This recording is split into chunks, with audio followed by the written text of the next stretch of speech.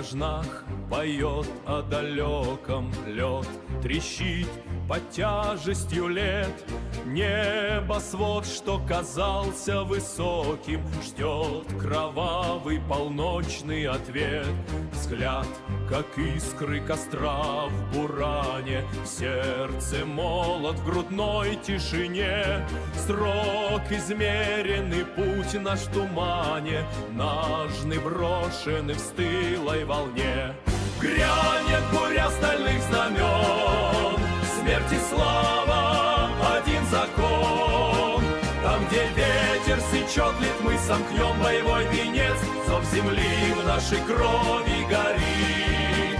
Каждый шаг наш гранит седой простор. Свой вершим мы сегодня приговор. Снег окрасится в цвет заката, твердь дрожит под ударом ста. Пусть запомнит седая дата тех, кто выше любого креста. Цепь времен в наших жилах бьется, гор небес над землей поет. Тот, кто пал в легионы, зовется, тот, кто выжил в бессмертие, идет. Грянет буря стальных знамен, смерть и слава один закон.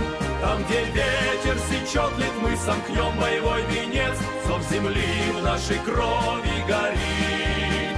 Каждый шаг наш гранит седой простор. Свой вершим мы сегодня приговор. Свой вершим приговор. Сталь, земля, вечность. Вечность.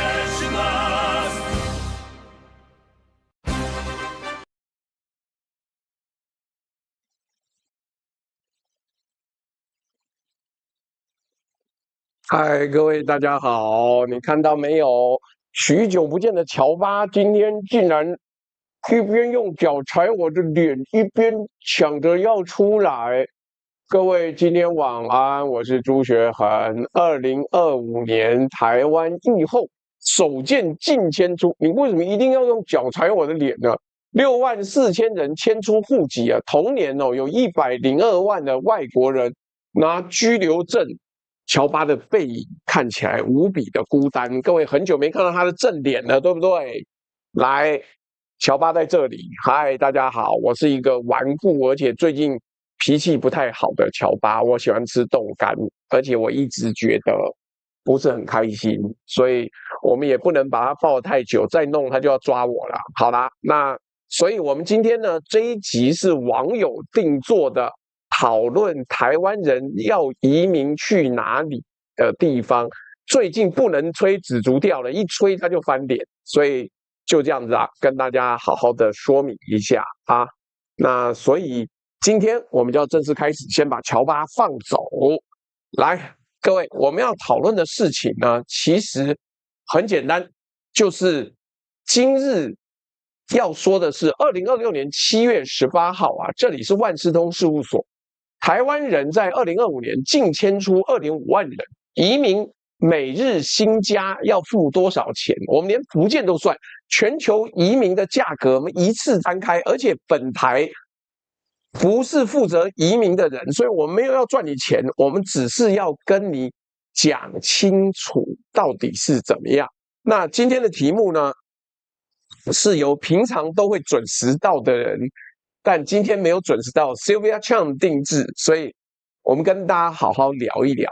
今天会讲到侨民役男 Compass 计分、经营管理签证、BNO 签证、两岸融合示范区，我们会全球绕一圈，告诉你台湾人移民到哪里会遇到什么样子的状况。Tony Chu 说没有已经移民的选项，那是因为我刚在写那个投票名单的时候，乔巴在闹我，所以我没有写下来。来，我们先讲，等一下会告诉各位啦。今天的定场诗是关山万里客真舟，四海城门次第收。血汗换得梯半价，儿郎抵作集一筹。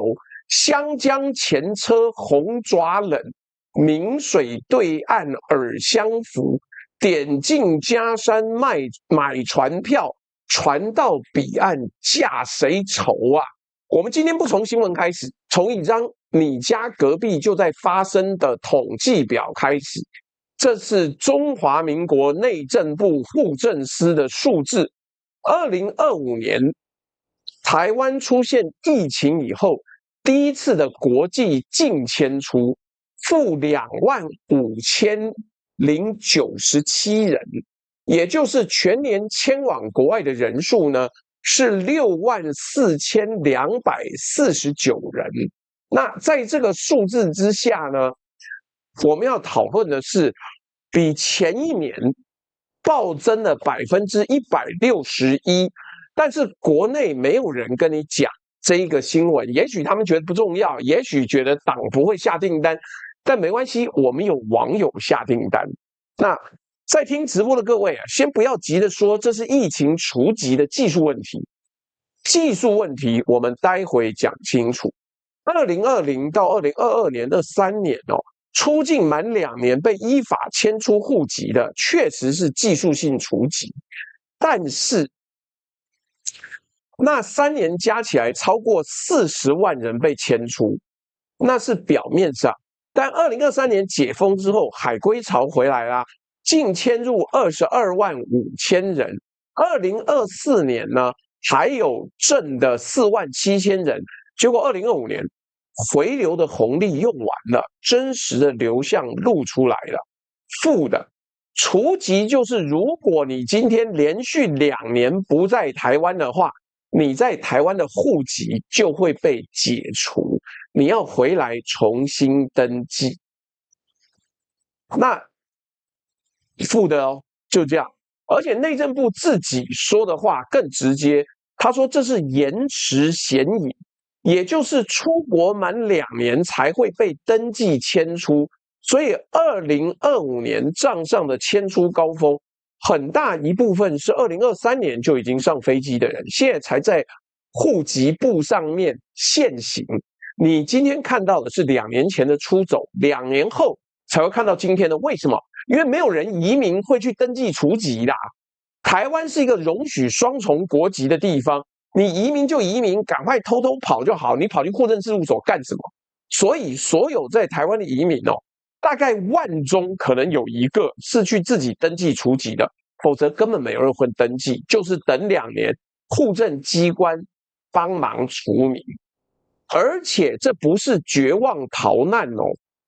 我们看主计总处的另外一张表，2024年国人赴海外工作66万6千人，创5年新高。里面最有意思是结构，赴中国含港澳的占比，2011年是62.2%，2024年剩34.7%，13年腰斩了1半。钱往哪里走，人往哪里走。美国13万7千人创历史新高，日韩合计8万人，年增17.5%，成长最快。这不是逃难潮，这是台积电出海跟台湾的科技人才整场往外输，一整个世代薪资去套利。没有封心啊，那个我们是净除籍，我们算的是净移出，所以不是因为如果是移出就有6万多，但是净移出是扣掉回国的人，所以这个数字我已经核对过了，我知道你会思考这件事情，但是没有。25年我们算的是净移出，扣掉回来的直接是负的。来，所以我们讲清楚，谢谢伊雷令走这个停放工作。我要再讲，我们这个分析跟目前一般的媒体跟什么这个移民代办都不一样。我们讲是实话，因为第一个我不赚你钱，第二个你成不成不归我管，第三个我安慰你没有屁用，你到时候会来骂我的。所以我要告诉你，你在人类史上最糟糕的时候，今年考虑移民，真的很惨，真的很惨。没有，你直接移出去了也算啦，不是超过2年除籍的才移进来，不算是啊，不算是，因为赴海外工作，他2年他也算啊。来，各位在听直播，心里正在盘算自己要不要也走的各位，民调已经把你们的心思照出来了。基本上，如果你要出国工作，大部分的下场，除非你是跟着整场被移出去，否则你多半就移民，否则你多半就留在海外，因为台湾的人才出国之后，大家抢着要，大家抢着要，不是这个除籍讲的是2年时间你都不在国内，你就被除籍了，然后如果在那之后你再回来，才会再算作进移入，所以你今天进进出出，进进出出。那个不算的，你一定要离开超过2年，才会变成除籍。你没有离开超过2年不算，然后你中间还有回来重新把你的户籍或是你的资料做更正的话，那也都不算。来，所以远见2026明星动向调查，国人最想去投资、工作、求学的地区呢？东北亚跟美国并列第一，各占20.4%。Yes123呢问年后想转职的上班族86.7%， 86.7%啊，考虑海外工作，5年新高。他想的是工作，不是移民吗？各位，不对不对，你去看了加拿大就知道，海外工作就是移民的试用期啦。你各位不要天真的说，我出去工作是工作，我没有要移民，没有。你去那边去海外习惯了，你多半就会想要离开台湾。来，想走的人这么多，真的走成的人有多少？美国国土安全部的移民年鉴啊，台湾出生者每年拿到绿卡的人数，过去10年就在4000多到6000人之间窄幅波动，动都不动。为什么？不是美国给台湾设了什么天花板，台湾连排期超额国，就是我们连大量移民美国都不算，是门槛本身在筛。美国的移民门槛越筛越小，越筛越小，雇主不愿意雇你，抽签抽不到，你要投资移民资本没达到，每年能挤过去的人就这么多。你的意愿是你的事，门槛是门槛的事。我讲白一点，今天这一集呢，不是移民教学，除非你要我教你怎么移民，但今天不是这样子，也不是爱谈大内宣，今天是一个简单的财报分析，每一个国家，我把它的门槛、它的甜头，还有移民过去的隐藏费用，跟你收的非金钱代价一项一项摊开，等你看完你自己算，你家划不划得来？但是我要告诉你，移民的人里面有50%以上是牺牲你这个世代投资下一个时代。真相总是伤人，但没有标价的真相会让你死得不明不白。我们的工作是帮你做好准备。来，这是人类近30年以来最坏的移民时间点。我不是吓你，我念时间表给你听，你听了就知道，想走没那么容易。为什么没那么容易？来，我告诉你，2023年葡萄牙终止了买房拿身份。以前你去买个房，房价到一定程度，你就可以有永居权，你就可以有移民权，没了，结束。2024年初，荷兰关掉了投资移民，不能靠投资移民了，不管多少钱都一样。2024年底，澳洲188投资移民签证全面关闭。2024年12月20号，匈牙利在上路前10天废掉50万欧元房地产选项。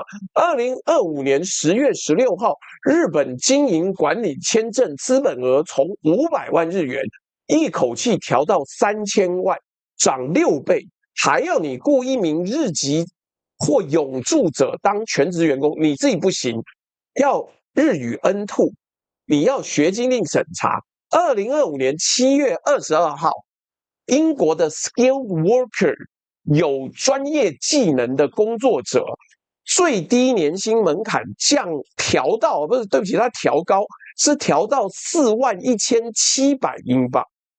看你去那边要移民，然后你要是一个技术工作者，你的年薪最低年薪要41700英镑。请注意哦，2024年4月，他才刚从26200英镑跳到38700英镑，17个月之内连跳2级。加拿大更直接，永久居民配额3连砍。2025年39.5万，2026年38万，2027年36.5万。在听直播，你原本想我再存前2年就去办，不好意思，你每犹豫1年，不是你的存款在追门槛，是门槛把你的存款甩开来了。然后嘞，连备胎都在报。欧洲现在门槛最低的 Plan B 就是次要替代方案，是匈牙利25万欧元基金拿10年居留，听起来不错，对不对？抱歉，2026年4月匈牙利大选了 ，TISA 党拿下了国会2/3的席次，新政府5月底上任，6月1号暂停外籍客工新许可，黄金签证直接就刚讲投资签证直接被列入存废检讨。分析师的原话是：可能修法，可能直接终止。日本，你以为你在挑保险啊？保险公司自己在办倒闭听证会啊！来，谢谢华哥又送了一个手指爱心。你以为日本很开心，对不对？来，日本那个3000万新制啊，效果多猛！根据读卖新闻的报道，出入国在留管理厅的调查显示啊，新制上路，谢谢华哥又送了一个雷米金杯。新制上路之后啊，经营管理签证的新规申请量断崖式的下跌，从每年约1700件的水准掉到每月约70件，不是降温，根本上是熄火了。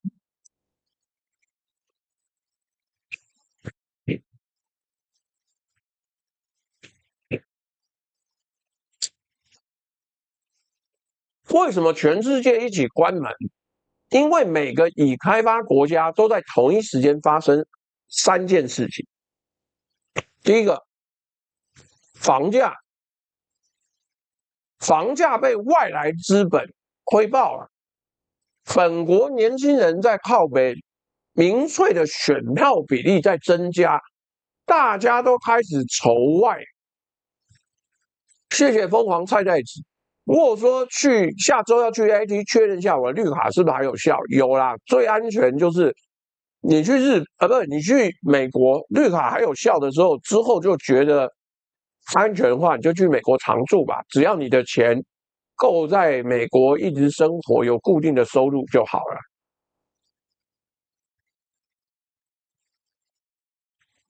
来，所以民粹的选票一直在排外。移民政策，各国都从抢人变成筛人，筛什么？筛顶尖技术，筛巨额资本。你如果2样都没有，我讲难听一点，你不是他们要筛的对象，你是他们要挡的对象，人家不收你呀。本章的战略结论简单一句话：全球的移民窗口正在同步收窄，而且是结构性的、不可逆的。你现在不逃，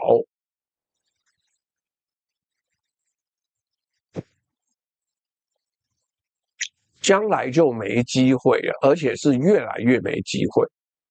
等我准备好，这句话是这个时代最昂贵的一句话。时间本身就是价格。等一下啦，乔巴，不急嘛。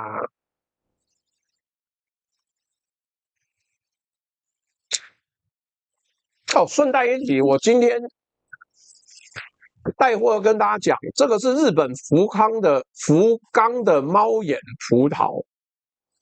我们家一伙人刚去那边度假，因为他们去冲绳玩，冲绳玩完去福冈，因为没有机票回台湾的，所以这个是刚好我们最近在带货的。你看它的包装是用那种酒用的那种气泡包装，多高档！但是我今天刚收到，我还不敢打开来，我等明天再开。它的猫眼葡萄啊，是福冈经过多代种植交接，所以我们自己觉得没什么了不起，但实际上它的品质很高，那所以可以好好的考虑要购买。我等明天再吃，但是光看这种包装，你就知道这个绝对是好货啦。那能花这么多钱用气泡袋包装那种，以前都是昂贵酒类的东西，肯定是好东西。但是我今天舍不得打开来。然后我们昨天也有介绍富士的智利苹果，不是讲错了，智利的富士苹果这么大一颗，已经有网友很快就订了2组了。你如果喜欢吃苹果，可以试试看，没有之前的苹果那么脆，但是它也很开心，而且主要是量大管饱，颗粒大。乙一说到了。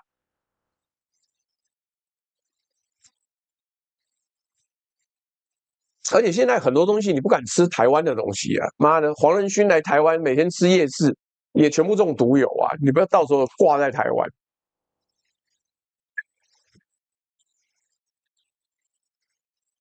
所以啊，哎呀，现在有钱人，好了，乔巴要出门对不对？等一下啊，我去帮乔巴送出门。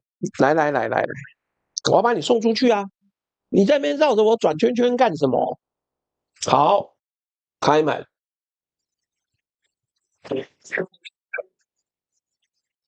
干，猫老了越来越精，它看我靠近就知道我要抱它，结果就在我脚边一直转，一直转，一直转。没有，我们美国苹果卖完了，不好意思，早就卖完了。没有什么现在不敢带，你现在想买我还没有嘞。而且这个时间本来就不是美国苹果的时间。说实话，美国苹果现在在卖的很奇怪，苹果是冬天的产品，美国在北半球，所以我们现在带货的是智利苹果。智利苹果现在是冬天，现在是它最好的产季。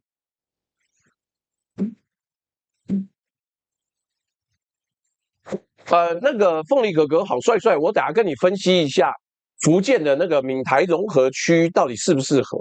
你等一下，那个在比较后面。那我先讲新加坡，干为什么？因为新加坡是全世界最棒的一个明码定价精英绞肉机。什么意思呢？他把价格写得最清楚，清楚到残忍，你自己掂一下你自己的斤两就知道了。来，我们用新加坡示范什么叫做移民标价单。它是世界上写的最清楚这一个国家，它跟你讲明了，这样就是这样。至少人家新加坡是法治国家，所以任何人当初一个白痴美国小孩跑去那边喷漆，被判鞭刑，克林顿出来求情，新加坡怎么管？理都不理，该编的照编。所以你要谈移民的法治，先从新加坡开始谈起。来，先讲门槛。新加坡的就业准证叫 EP，2025年起新申请的最低月薪，非金融业是5600新币，金融业呢是6200新币。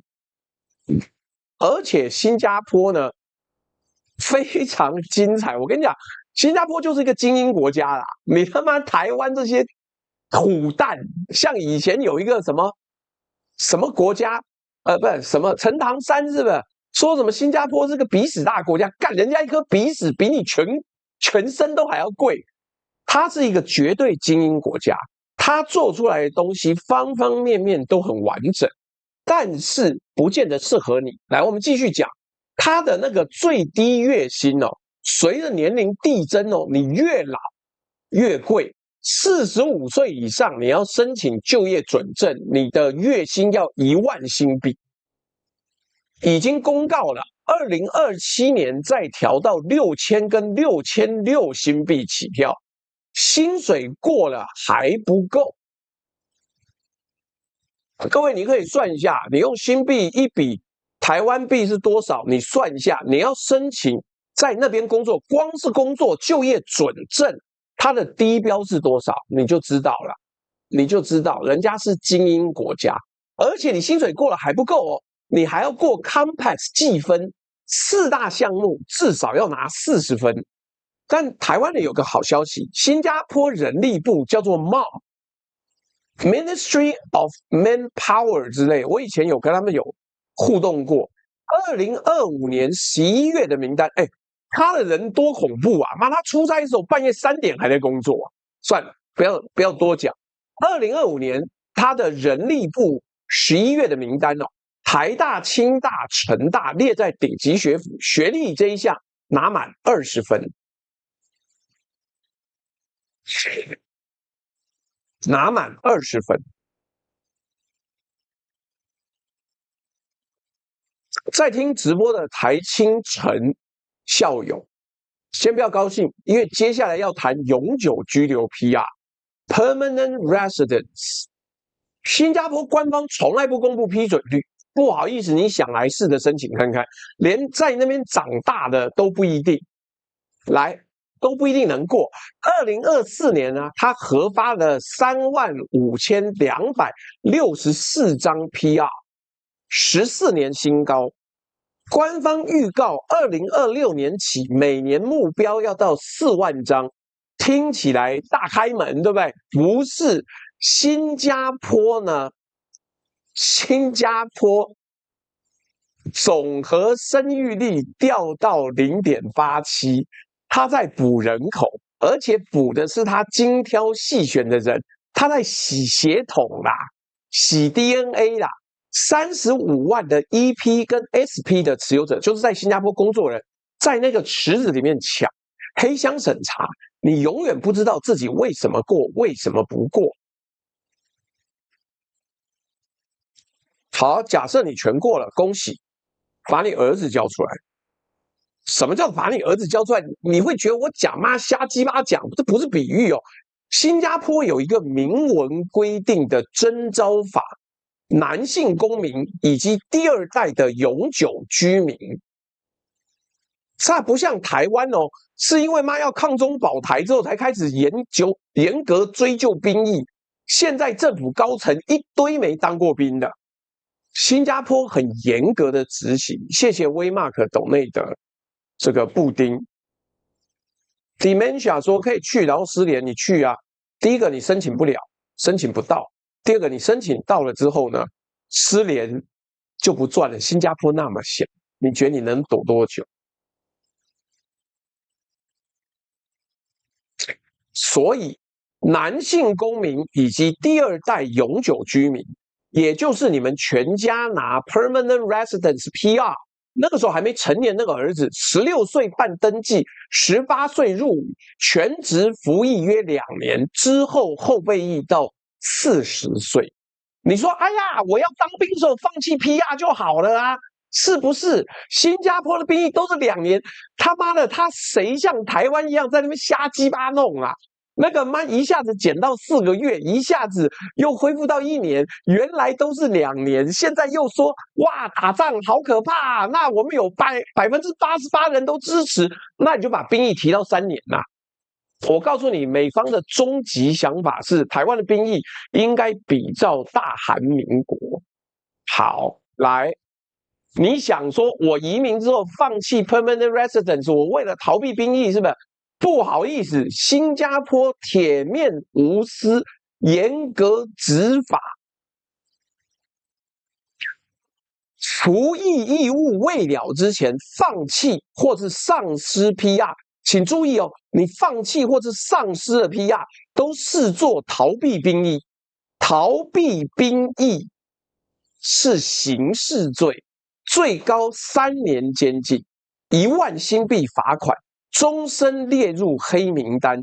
这个小孩以后在新加坡就学、工作、申请任何长期身份，全部封死。他妈才不像我们还可以当国安会副秘书长来，更狠的还在后面。儿子逃避兵役会直接影响父母的再入境许可 REP 续签，也就是你儿子逃兵，你他妈爸妈也回不了新加坡，影响全家后续的长期移民跟入籍申请。你要入籍，你儿子逃兵，你大概就不要想了，因为他是黑箱，你根本不知道什么扣你，根本不知道怎么样在审。来。所以白纸黑字 ，ICA 跟国防部的文件清清楚楚写着，而且你不要看什么要像台湾知名名人呐、那个什么选上没有，就是某些名人也没有当兵，哪会严格处理？你错了。新加坡我刚说过，他执法铁面无私，钢琴家。Melvin Tan 陈万荣，他不是刻意逃兵，他是小时候全家移居英国，入了英国籍，他妈根本忘了自己还有新加坡的国籍，还有新加坡的兵役义务。几十年之后回新加坡，照样被起诉、被罚。还有马来西亚的游泳选手林敬环。他是 permanent residence 的2代，逃避 NS 被判8周监禁。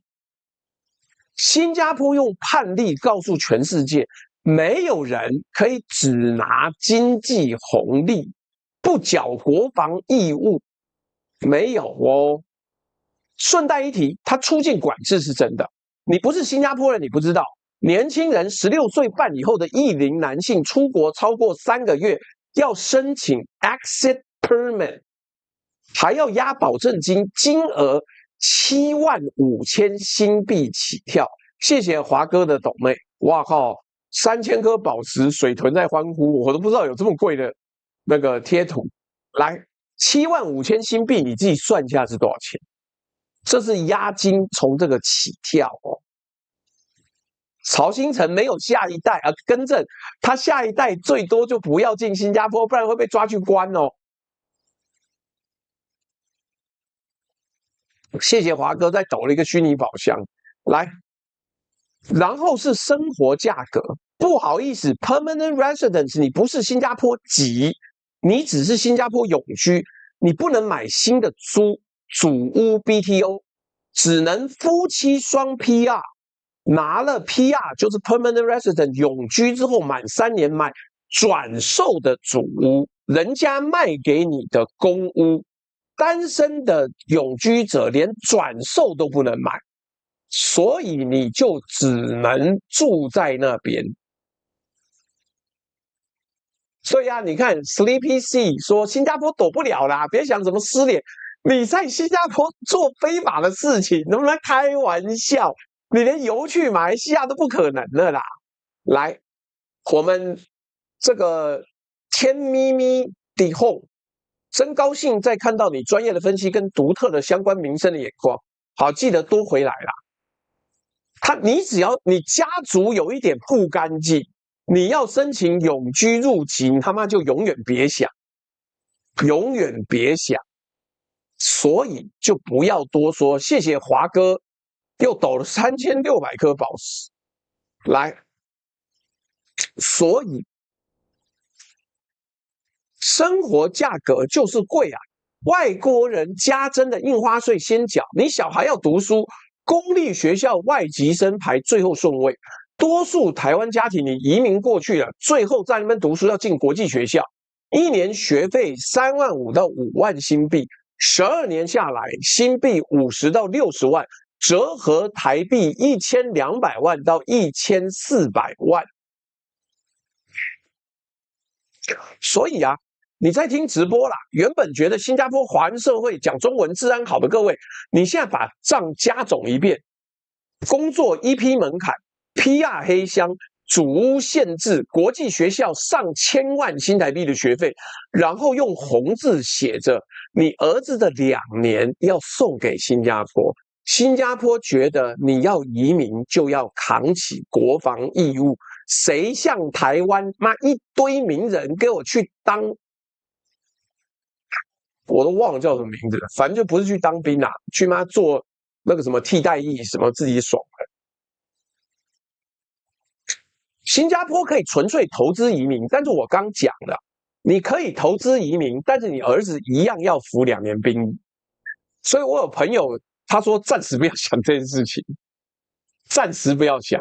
那但是不代表可以逃避，因为你一旦逃避了，你全家跟着连坐。所以可以投资移民，那个门槛很高，很多钱。我相信我们的听众里面大概没有人符合。我连那个1/10都不符合，所以我就不讲了。所以你儿子2年要当兵哦，而且后备役到40岁，全家还会连坐，就这么简单。人家新加坡当兵是跟你去打扫的吗？你有没有去看过星光部队在台湾受训？他妈的，比台湾的兵严格多少？好，谢谢华哥又送了，太棒了。还再送了2个，太棒了，谢谢你。来，所以新加坡，我简单下个结论，它其实不是移民国家，它是人才租借国家。它租你的产值，租你的脑力，租你的能力，抵押品是你的下一代。这是本集最直接干净的银货两讫等价交换的案例，你连讨价还价的空间都没有，要或是不要，不要就不能来，那就这么简单，就那么简单。哦，你看专业吧，新加坡当兵，即使你本身坏了，你也要当，可是有一套很完整的 medical assessment， 然后再分配的，闪尿应该逃不掉。台湾的问题是逃避兵役并不以为耻，一个逃避兵役的人可以代表台湾去芬兰当大使。芬兰吗？芬兰是有兵役的，丢不丢人啊？芬兰你收一个中华民国的逃兵人到你那边去，外交部不觉得丢人，我都觉得丢人了。所以别继续往下走吧，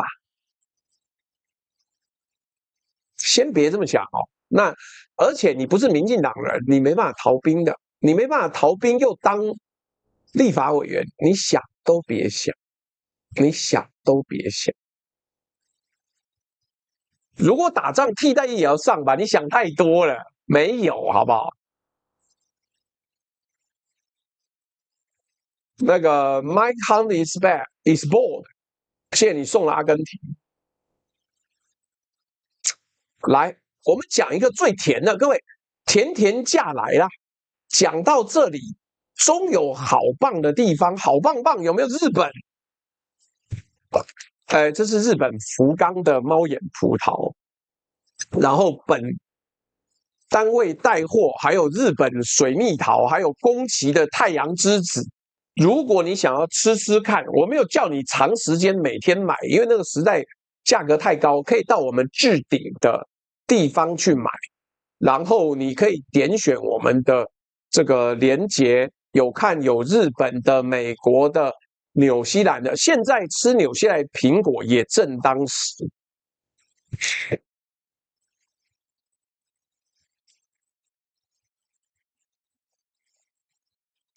来，我们讲最硬的新加坡讲完了，最甜的，今天讨论区秦明应该要去喝酒，风兴在一边在打电动一边在看。来，日本现在是工程师，台湾工程师拿已开发国家永居最快的路没有之一。那个富士山下邱小姐跟她老婆好像不，她名字叫邱小姐，但她现在好像也在日本。来，我讲第一个。日本有所谓的高度人才积分制，叫 HSP。你是30岁的台湾工程师，硕士学位加20分5年半导体经验，年薪换算800万日元，考个 N2，再加特定先端产业加分，就是你的产业很先进，譬如说做晶圆，或是做这个封装，做 IC design 加分，你很容易就冲破80分。80分是什么概念？80分是住满1年就能申请永住，1年就好了。日本就是甜甜价。来，美国人排绿卡排到怀疑人生哦，但你在日本住1年就能申请永居啦。这个一级嘴炮技术是说 N2 很简单啦，半年就能拿到了，因为这个一级嘴炮技术是有一阵长跑熊本，因为台湾移民到那边去的很多人想要在熊本开卤肉饭店跟牛肉面店。对，丰兴说的没错，高度人才要绑公司，像丰兴那样去那边变成自由工作者，是走的路很特别啊，走的路很特别。来，70分，就算你的分数70分，也只要3年。所以在日的台湾人数字一直增加。2025年6月底，71125人，年增5.7%，创历史新高。日本少子化，缺工缺到骨头里，这条红地毯是真的。尤其他很欢迎台湾人，谢谢卢卢米斗内来。但是在听直播已经打开日本求职网站的各位，先看汇率再做梦。在我们的这个日本好朋友丰兴最常抱怨的就是妈的汇率搞到他要孝敬台湾家人就非常麻烦。非常麻烦。日本资深工程师年薪600到900万日币，听起来不错，对不对？但是扣掉所得税、住民税、年金、健保，首取先砍掉25%到30%。谢谢河畔微光的斗内。什么叫小太子奶？哦，看你把对岸的那个直播主的梗拿来用哦。好，来，先砍25%到30%哦，很接近北欧的那个福利国家。然后日元对台币的汇率这几年是什么走势，你自己心里有数。换算回来，很多职位的实质薪水低于竹科、南科同级职位，再加上分红的水准。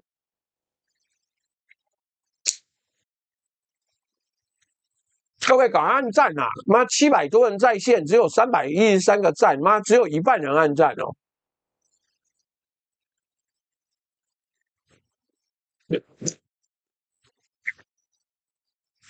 你说研究穷工程师可以移民的国家，基本上没有啊。你最好死在台湾。我讲实话，你他妈穷，你妈考虑什么移民啊？白痴哦！谁波你妈没有在社会上被鞭打过，是不是？还穷还移民呢？去柬埔寨啦！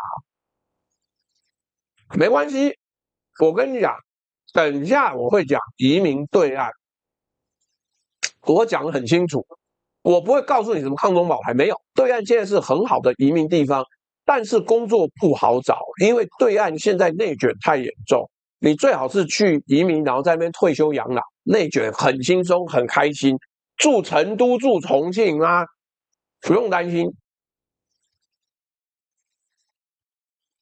没有，柬埔寨很适合穷人啊，你原地投胎啊，原地登出啊，你器官还可以造福人群呢。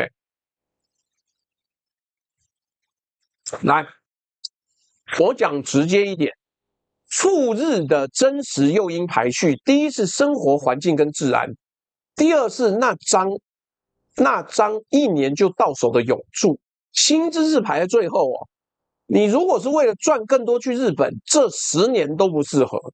你会失望。你如果是为了活得像人去日本，那笔账才算得过。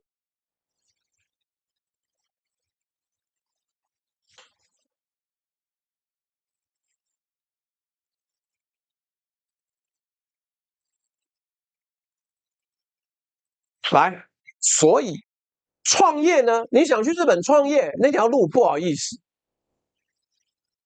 上一章讲过了，3000万日币新制，就你现在要创业移民，你要投入3000万日币，月申请量呢，一调到3000万，从1700掉到70，这个门几乎焊死了。规划入籍也在收紧。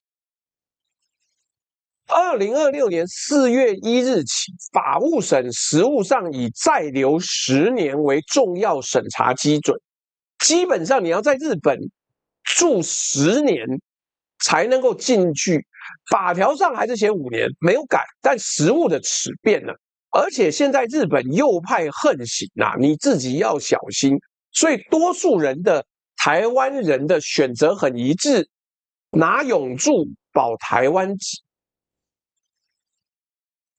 日本不承认双重国籍，但是他不要求你拿日本永住的时候要放弃台湾护照。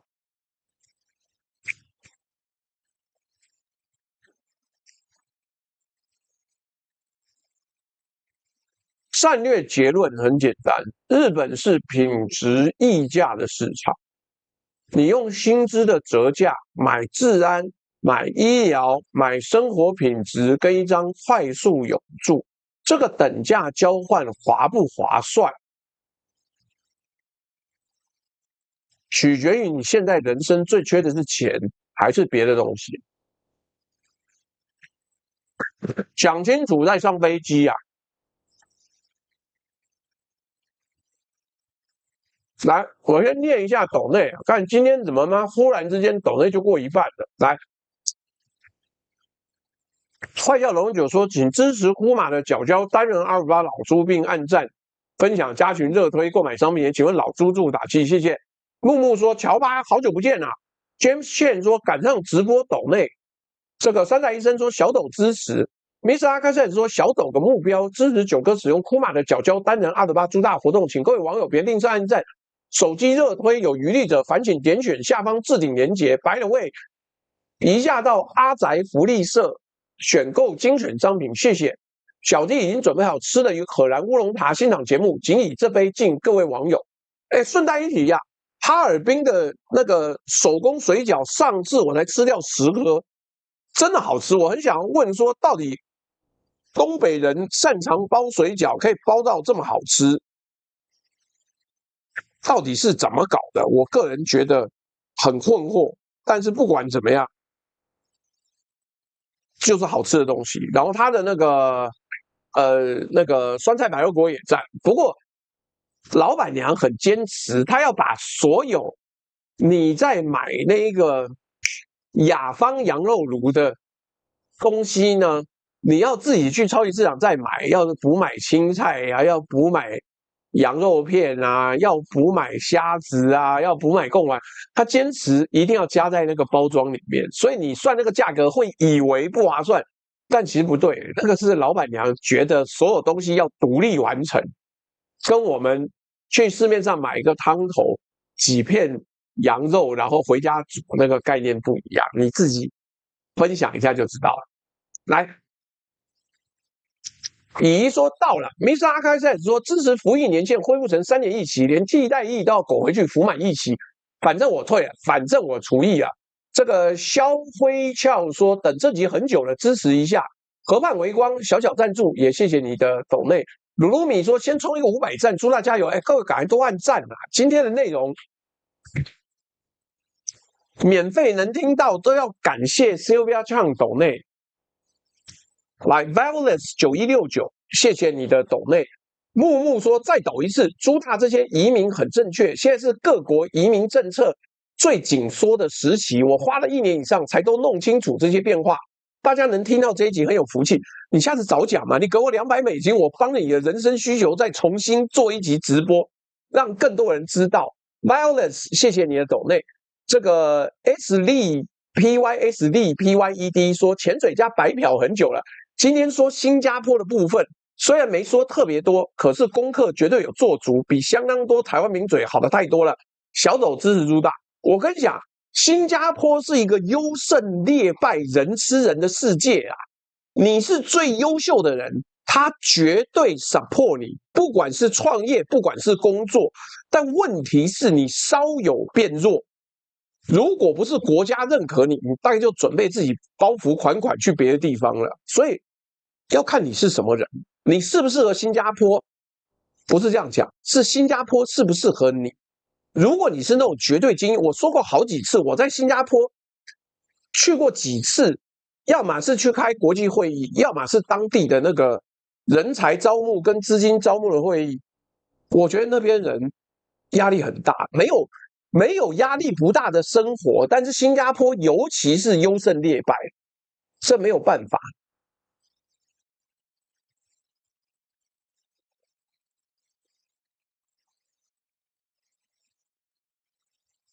你看我们这边有青鸟，我直接送他86400秒啊，说我现在不舔共会死，白痴干，连到最后都没有听到，就说我在舔共，他妈我讲到现在还没讲到共产党呢，我还没讲到福建呢，干就是这种智障。来，我也不要讲。风兴说日本不承认台湾国籍，所以台湾国籍可以直接拿日本国籍。有人搞过，正常管道是放弃台湾国籍，入日本籍之后再回台湾户籍。你看，就是我跟你讲，新加坡适合那种精锐精英到极点的人，你在那边一定快快乐乐，然后你不要想违抗政府，就这么简单。不，你不是每个阶层都不会太轻松哦。新加坡，你每次去跟计程车司机聊天，每一个计程车司机都会跟你讲，我在这边做几年，退休之后存了钱，我要去马来西亚躺平退休。所以你就搞清楚这件事情，就懂了，好吗？来，但是进到美国喽，哇，各位，美国的标价单要分成2张印，一张是给公司帮你付钱的人，公司帮你申请；一张是给自己掏钱的人。2张的价差看起来不像一个国家。先讲第一张，台积电亚利桑那厂的外派工程师，走的是 L1 跨国企业内部调派签证。L1 没有年度配额，不用抽签。L1A 的高阶主管可以直接接 EB1C 绿卡，最快1-2年到手。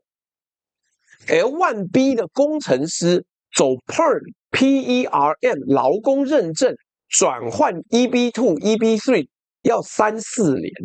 这就是主计总处那个赴美137000人创历史新高的实质意涵，不是台湾人突然变得会移民了，是护国神山把整条产线连人带券搬过去，签证跟律师费跟办移民的方式，公司帮你出啊。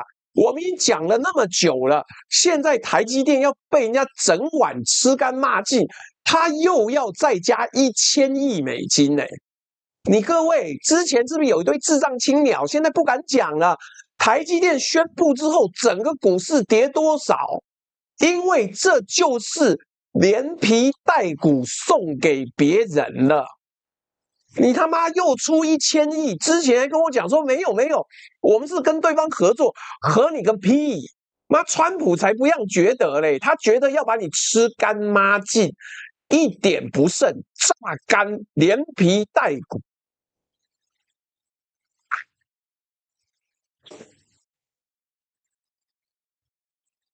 所以台积电把人带走了，这些人可以很快转移民，你觉得他移不移民？来，在听直播在竹科上班的各位，你最快的美国路径不是移民署，是你们家人资的外派公告。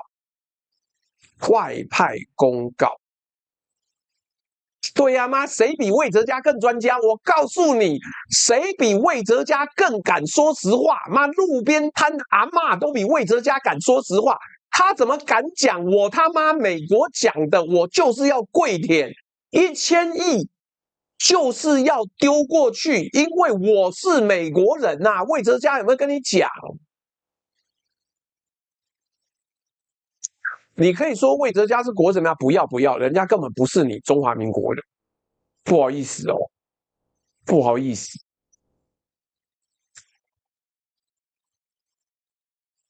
来，我继续往下走。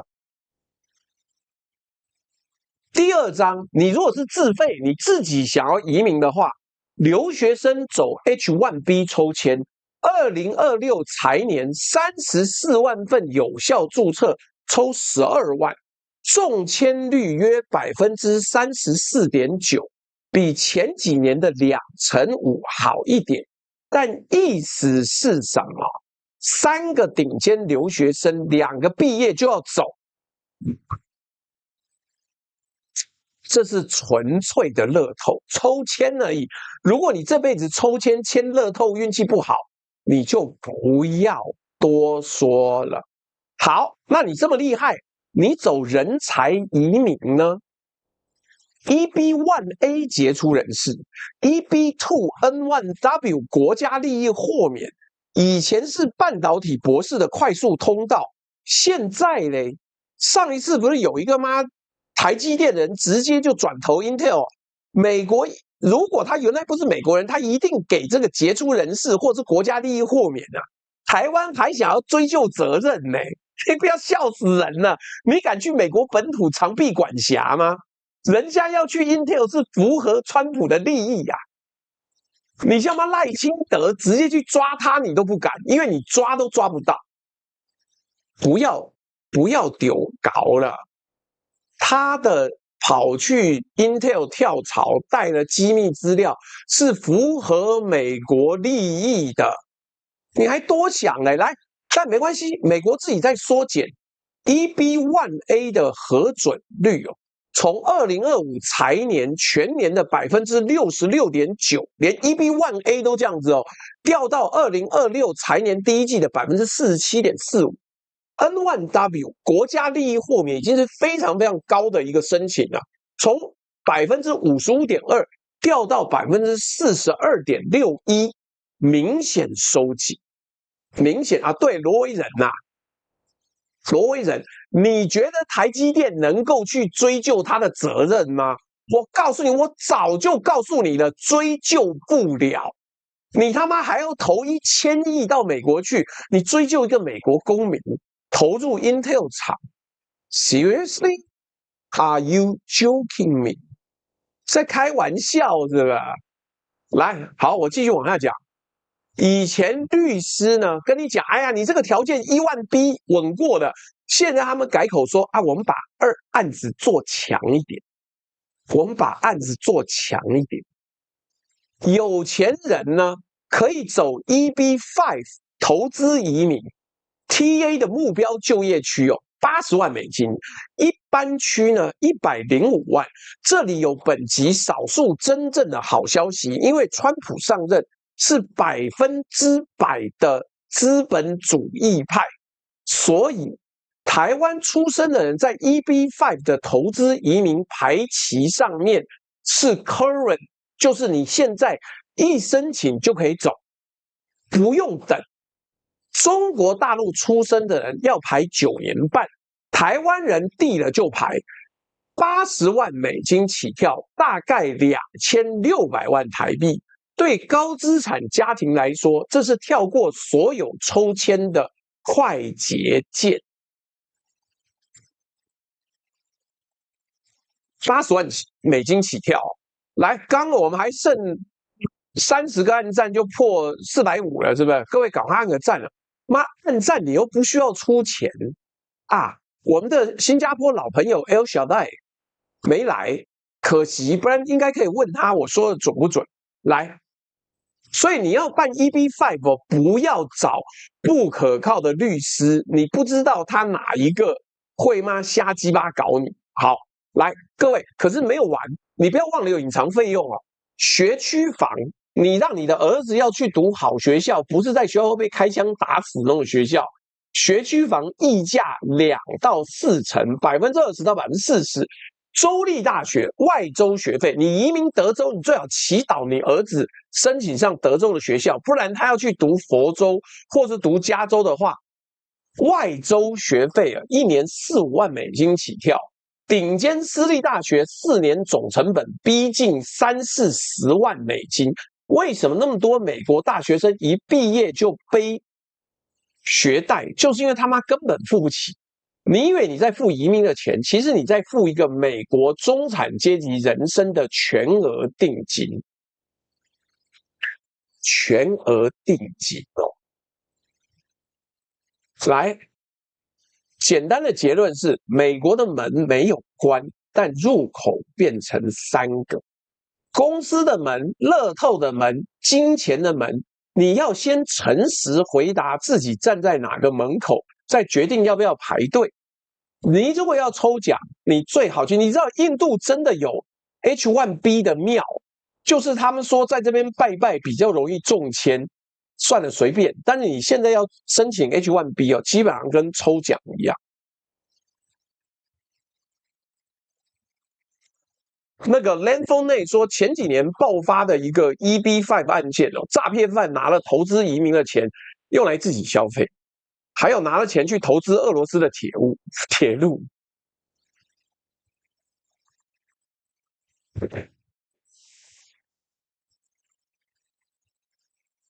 所以科学终将胜利在本章的用法是核准率是统计，不是励志故事，好吗？你想清楚再来跟大家讨论。你不要以为你他妈自由民主国家人士，不是，连 EB1A 跟 EB2 NIW 都已经核准率不到1半了，你还在那边搞这些鸡巴毛？他妈干留言区的，你鸡巴干！你以为今天是主权辩论哦？妈的，我在讲美国，你这边讲个什么屁主权？鸡巴，你讲的有用了吗？我现在就在入党，在背党章了，好不好？请大家做有意义的事情，好不好？不要在那边瞎鸡巴讲。我告诉你，我个人现在看穿的一件事情是：如果你是屁民，就不要担中央政治局的心。中央政治局再来担心什么主权，什么谁谁谁是什么国家，什么割据政府。但除非你是中央政治局委员，麻烦汇款到这边，好吗？我们就是一群屁民，你在那边讲主权干，谁理你？你什么也不能改变，好吗？别浪费时间来听移民的真相。米尔赏说，朱大所谓的移民只收精英不收垃圾一堆鼻屎，还以为全世界受欢迎，不是故意错字，要改才能抖内。真的，你也不用替台湾担心。我跟你讲，现在台湾这个状况已经没有救了，我都没有替台湾担心，我替我的朋友担心。你赶快多赚钱，赚钱了之后再想办法润来，等等，我接下来继续往下讲来，加拿大。各位，加拿大的时间到了，加拿大的时间到，等你进了政治局再说。好，现在先不要担心，乖，不要操这么远的心嘛。那我搞不好我进政治局嘞。来，等等，加拿大是台湾中产阶级的移民梦想第一候选，枫叶、健保、多元文化。我现在用2个数字打醒你我现在用2个数字打醒你，461分跟515分。来，什么意思？好，我们再仔细跟各位讲。我跟你讲，我也认识很多去加拿大的朋友，甚至我们的听众里面应该有很多加拿大的同学，但他们都是早些年去加拿大，现在要去来不及了，来不及了。来，什么意思？它有一个叫 Express Entry 加拿大的快速通关通道。谢谢华哥又抖了一个公车停球门口。来，我们用 CRS 综合评分的，就是你所有的履历它会帮你评分。我们来算一个台湾最漂亮的申请人，又年轻又聪明又有工作经验。来，30岁。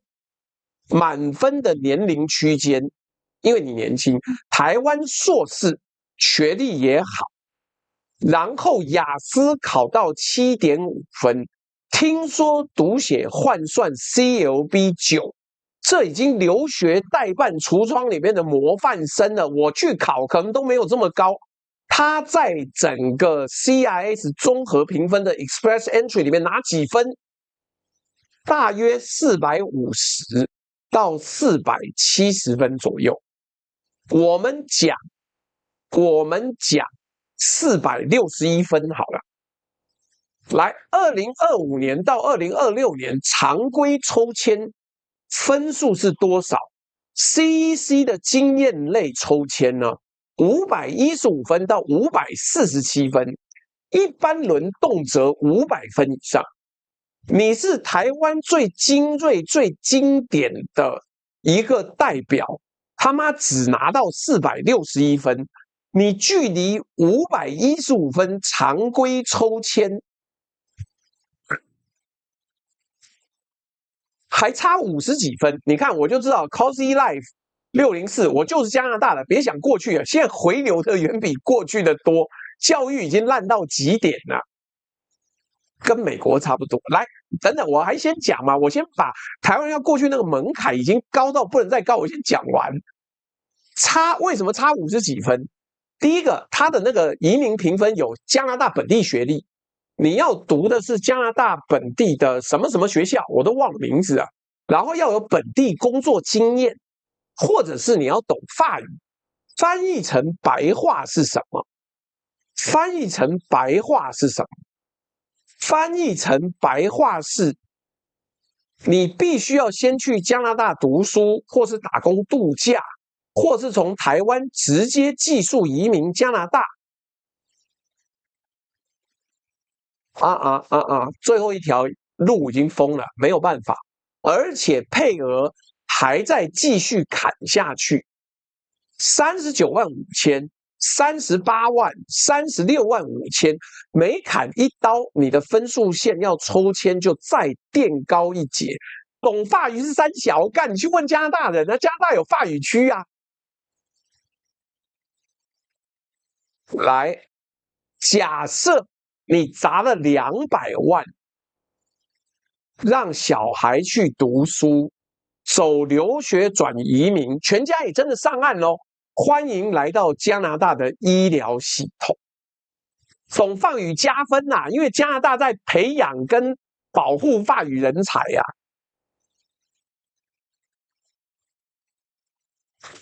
小来说，我前女友就在加拿大。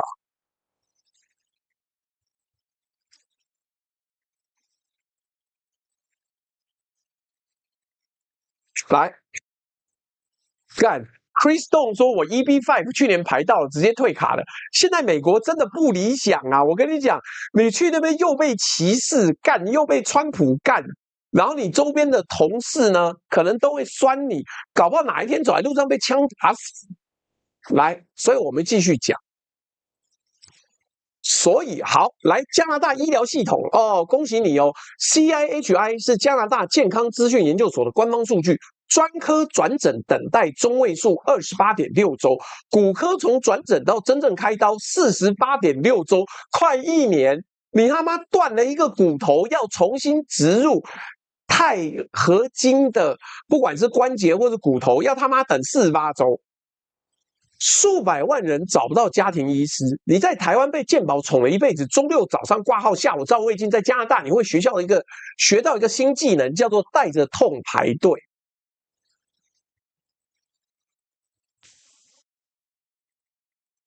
最后讲一个很多台湾人不愿意面对的对照，香港人在我们今天这一整集里面哦，都是台湾的前辈，谢谢他们走了那么多冤枉路，我们可以学。来，加拿大给香港人开了 Stream A、Stream B 的救生艇，留学转永居。工作转永居，批准超过10500件，批准率96%。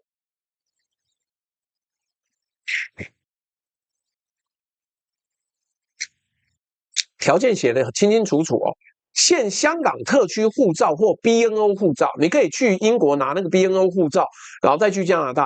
台湾护照，哎，不好意思，不适用，没有哦。你自己以为站在什么抗中保台第一线，没有人鸟你啊，没有人要收容你，来，一个字都没有。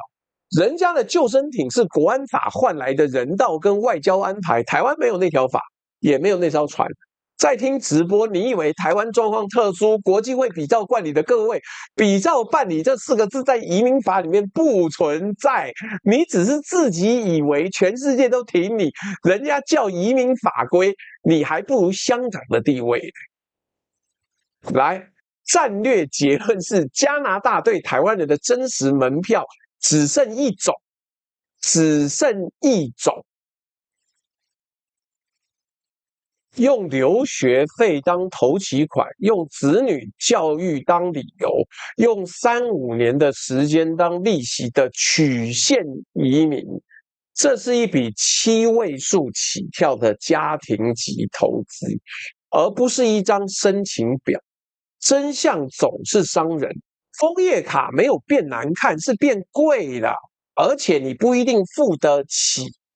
各位，你看我后面这张图讲得很清楚，对不对？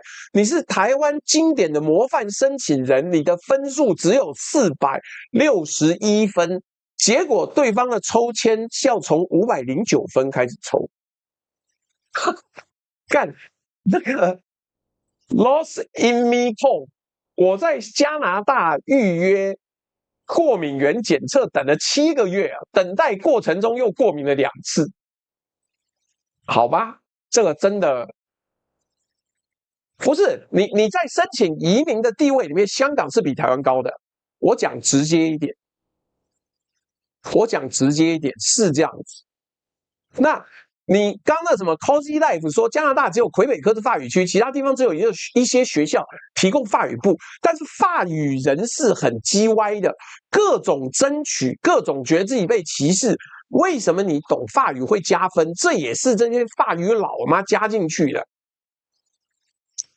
我继续往下讲 ，EZ3422 也没错，近来很多移民加拿大的中国人回流，他是长期住在加拿大中国人，这也对。但是你回流是要去过生活，还是要去工作？这件事情我们等下要讨论，干过敏都好了，对。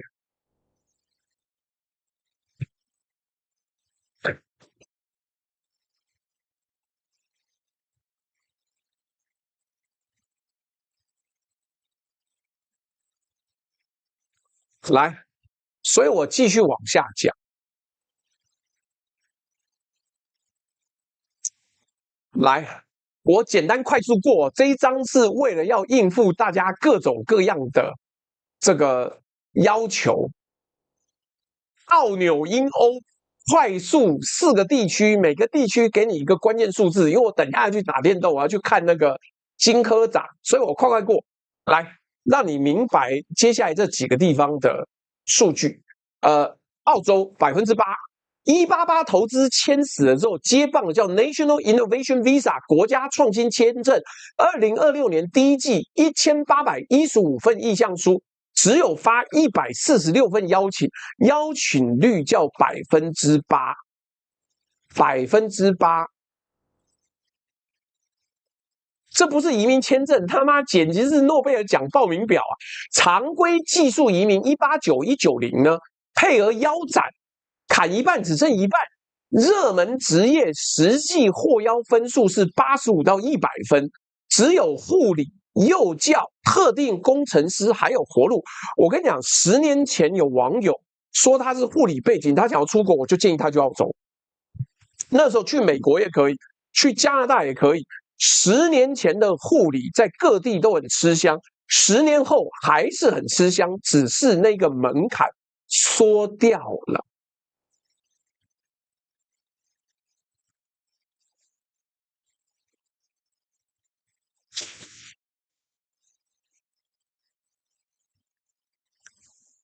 对了，澳洲也有香港人避风政策，一样限香港护照跟 BNO，台湾人一样不适用哦。第二次喽，同学，抗中保台，自以为全世界都很欢迎你移民的，没有哦。香港人还比你排前面哦。来，纽西兰71800，改天各位有空可以去问一下 Summer 三妹现在到底怎么样。来，2025年1年之内离开纽西兰的纽西兰公民人数13年新高啊！13年新高，薪资低迷、通膨，年轻人集体跳去澳洲。他的6分制技术移民规则很清楚，海外博士6分达标。但是在听直播的各位想一个问题啊，一个本国人正在用脚投票逃离的经济体，你逆着人流游进去，你是不是看到了什么别人没看到的东西，还是只是没看到别人看到的东西嘞？好山好水好无聊，我也建议去那边退休。来，英国41700英镑是技术工作者的年薪门槛。你算一下这个年薪是多少钱，然后你再想想看这合不合理。刚刚第一章讲过了，17个月的这个薪资门槛2连跳，应届毕业生留英之路基本上被这个数字关掉了。你刚毕业，没有人要用这个钱雇你的，你只剩金融、高端科技跟外派。欧洲嘞，5700欧元，这是德国蓝卡的标准年薪门槛。短缺职业呢，价格低到45934。最妙的就是，你如果最近想要移民，你搞不好应该学德文哦，因为德国反而是现在全欧对台湾人最平易近人的技术通道。因为台湾多数国立大学在 Annabelle 学历资料库里面都是 H+ 等级，直接承认无障碍。要去欧洲，别看南欧的黄金签证残骸了，看德国的工程师缺工表啦。简单的战略结论是，这一圈绕下来啊，规律很清楚，英语系国家呢全面收紧了，欧陆就只剩德国一个技术缺口。移民市场跟股市一样，人人抢的标的已经涨完了，真正的机会在没人排队的柜台。就这样啦，就这样。所以我还是要讲，各位，你要听我的直播，很多时候会保你安全呐。我之前是不是讲过了，股市不可能永远都这样下去，会盘整，请各位务必要小心，请你不要用太大的杠杆来玩股票，不要1倍、2倍、3倍、4倍，在这边搞啊，没有，好不好？没有。你看 EZ3422 说加拿大唯一优势就是教育不那么卷，但是大学毕业后非常难找工作，哪怕是收银员、餐厅服务员之类做，跟中国比，医疗服务各有优劣。如果想躺平来加拿大，不如在中国找一个环境好的小地方，生活成本低很多。哎呀，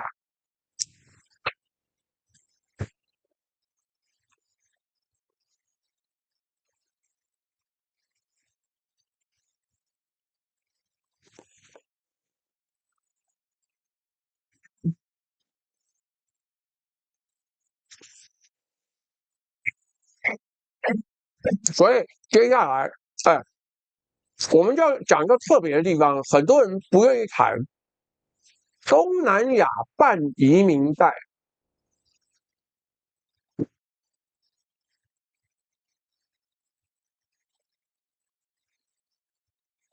来，我们先讲，我们连东南亚都帮各位准备好。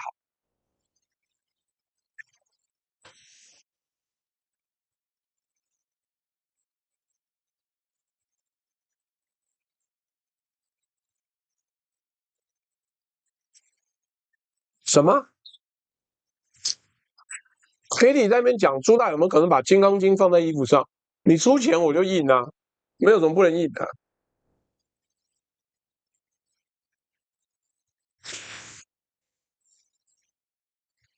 Coldplay 说纽西兰其实就没工作，我10年前拿纽西兰护照15年前我有亲戚电脑工程师跑去纽西兰，后来也是回来，没办法啊，没办法。来，我们有同学会说，朱大，我不求绿卡，我只想要找个物价低、天气热，他怕冷，离台湾近的地方待着。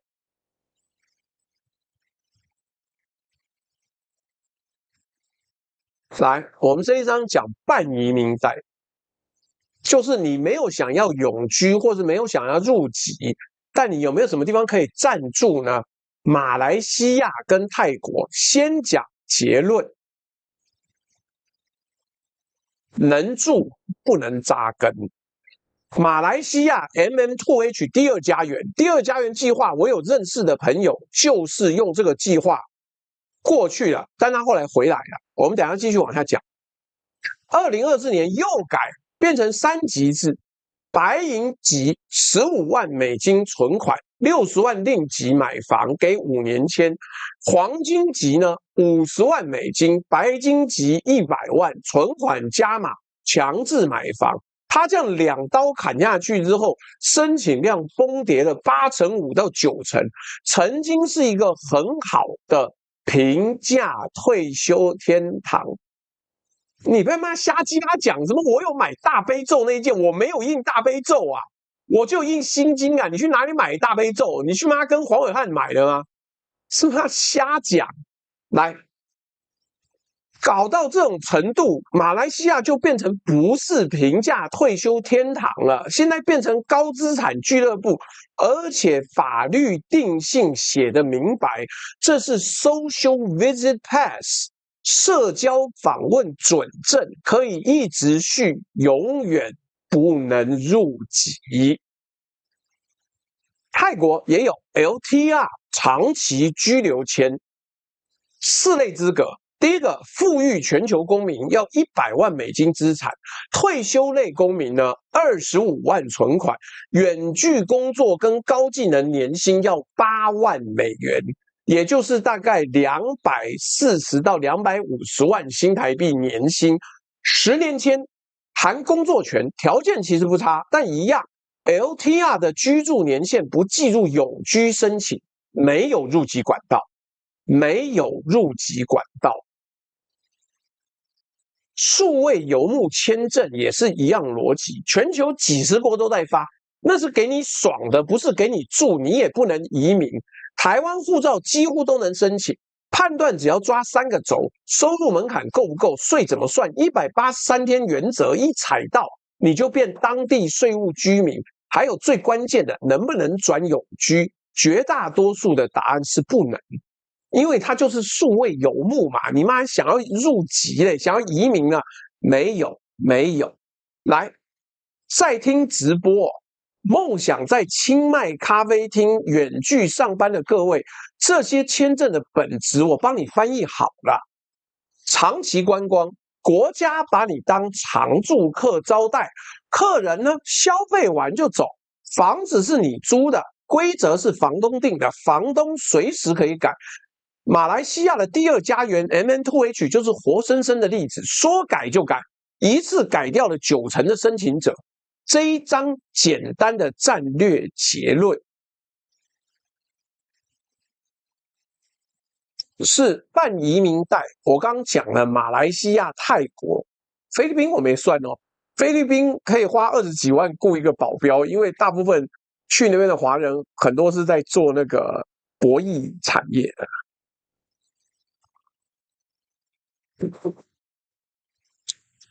简单的战略结论啊。办移民贷适合2种人：资产已经自由的人跟随时可以走的人，他不适合把人生下半场压上去的人。等价交换在这里的形式很特别，他不收你的钱，他收你的确定性。好啦，后面接下来呢要讲实务面了。我们把标价单照着家庭形态分开，先算有小孩的。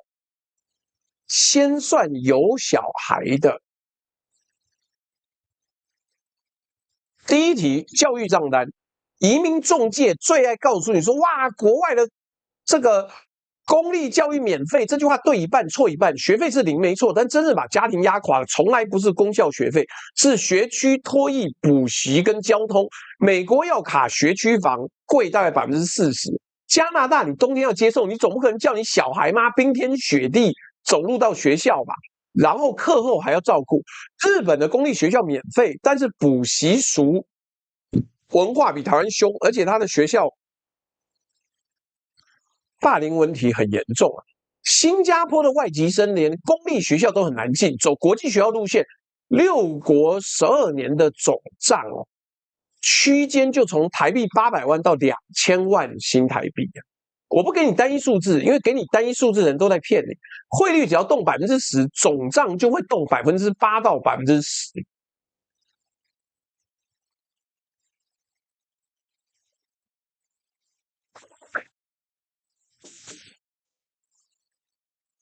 所以，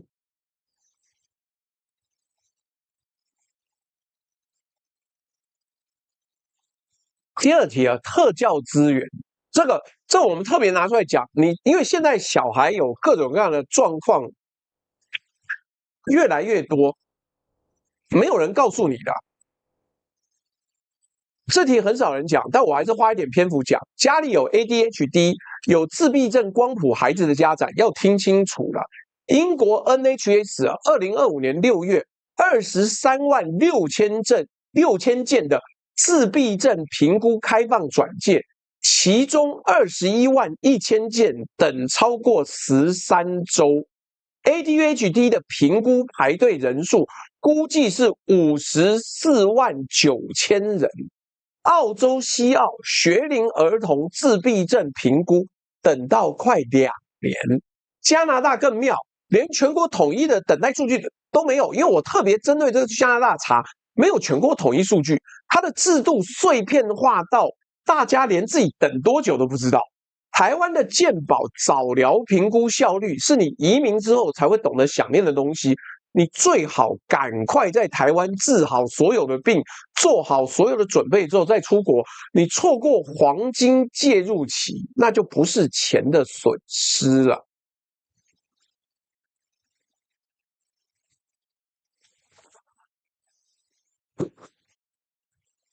第3题，冰单3个国家3种规则，我一句话一个。新加坡小孩拿 PR， 全家绑上 NS。上章讲过了，无解，你就是要当兵，你就是逃不掉。韩国呢，海外移民可以申请延后到约35岁，境外出生双重国籍最长到37岁，但延后不是除役，条件一变就取消。台湾呢，不好意思，你出去移民了，但是你还是有台湾国籍，除非你们没有办法，除非你把自己手砍断。台湾的状况跟你想的不一样。台湾的兵役关键，尤其在现在修法又修严了，户籍加居住天数才是台湾兵役现在的关键。2025年9月8号新制上路，侨民役男在国内居住，只要连续183天或1年累积183天，就要进入征兵处理。以前那一条投资1000万暂缓征集的路，不再受理新申请。更关键的是，这条在那个什么纳尔逊是不是还是纳达尔，就是矽谷那个投资专家说，为什么他认识的有钱台湾人都让儿子一直进进出出，一直进进出出逃避兵役，就是为了这一条了。在台湾原有户籍皆具双重国籍的役男，应持中华民国护照出入境。你拿外国护照入境，你居住天数照样并进。以前有这个漏洞，现在没有了，全部电脑连线之后就没有了。依法依征兵的直接限制出境。你在国内你是役男，你有美国国籍，你在中华民国国内待184天，你就不准出境，直到你把兵役义务履行完。就这样，好不好？Cozy Life 说的没错，只考虑钱不考虑下一代的话，没有财务自由去东南亚舒服，财务自由去大陆舒服，要教育私立的去新加坡、香港，然后中国、马来、越南、泰国公立教育，深圳、新加坡、北京，其他算了。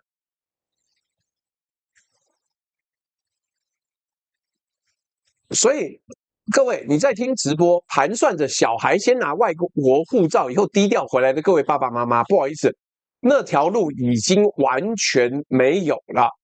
役期规则现在只剩一条红线，役龄从18岁一年1月1日起算，到满36岁那一年12月31号除役，要么正面对硬扛去当兵，要么36岁前别回来超过183天，没有第三条路。简单的战略分析是，你带小孩移民的总价公式是教育账单800万新台币起，特教风险因为抓不准，兵役规划不同国家有不同的制度，你自己的职涯降级，我们后面会讲。基本上你有硕士学历啊，香港人给我们看到了，硕士学历出去之后找不到工作。好，等一下我们要继续往下讲。为了小孩4个字很伟大，但是不好意思，伟大不能够抵税，真相总是伤人。你小孩会适应的比你好，而你负的债，你小孩要很多年后才看得懂啦。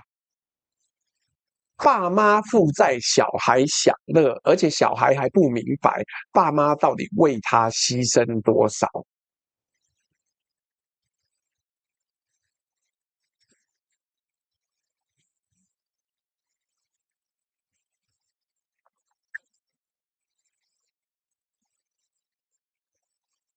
所以各位我们现在要讲置顶的有那个我们最近在带货的，第一个哈尔滨水饺手工水饺，我强力推荐最近那个纯味家呢，因为浩克的良知太过强烈，所以他说暂时下架，因为他的冰箱这个不太确定运转正不正确，他觉得有一点点退冰，所以他先把所有的东西都下架。我们最近暂时不能下架纯味家，请记得，好不好？那同样的佳美能呢，里面的富泰科我还是强力推荐就是那种这个什么东西，就是它的那个行动电源都是很高档的，我用了3年才坏掉，所以我觉得是这个样子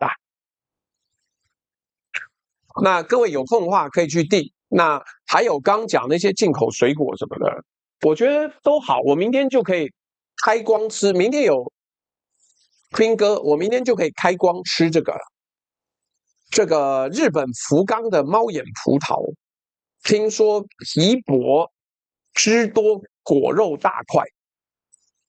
对啊，库泰科啦。牛肉面在云章只是我现在在我的卧室直播，我总不能跟你忽然拿出来一碗牛肉面你想要买牛肉面可以去云章牧场，然后我最近在考虑另外的带货，但还没有说。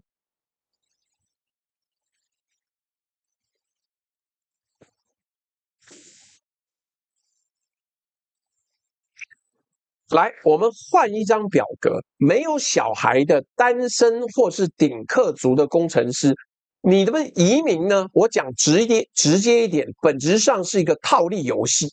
你就是去比较赚钱、换比较多的收入的地方，你要找的是税后可支配所得最高的城市。我直接给你3个真相，这个你清楚就好了。健保已经讲到健保这一章了吗？好，没关系。来，真相一是什么？如果你是单一收入的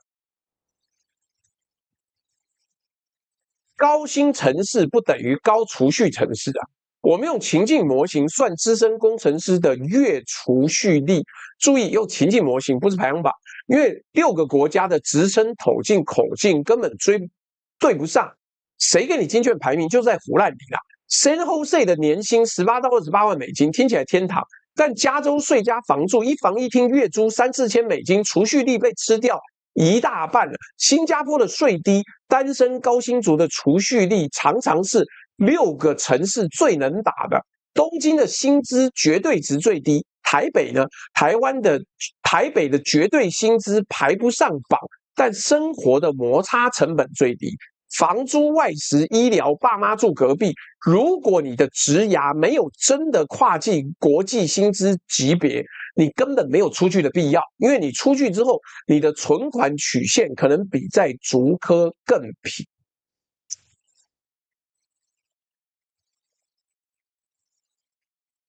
所以没到国际级就不要想移民，除非你出去有什么新的工作。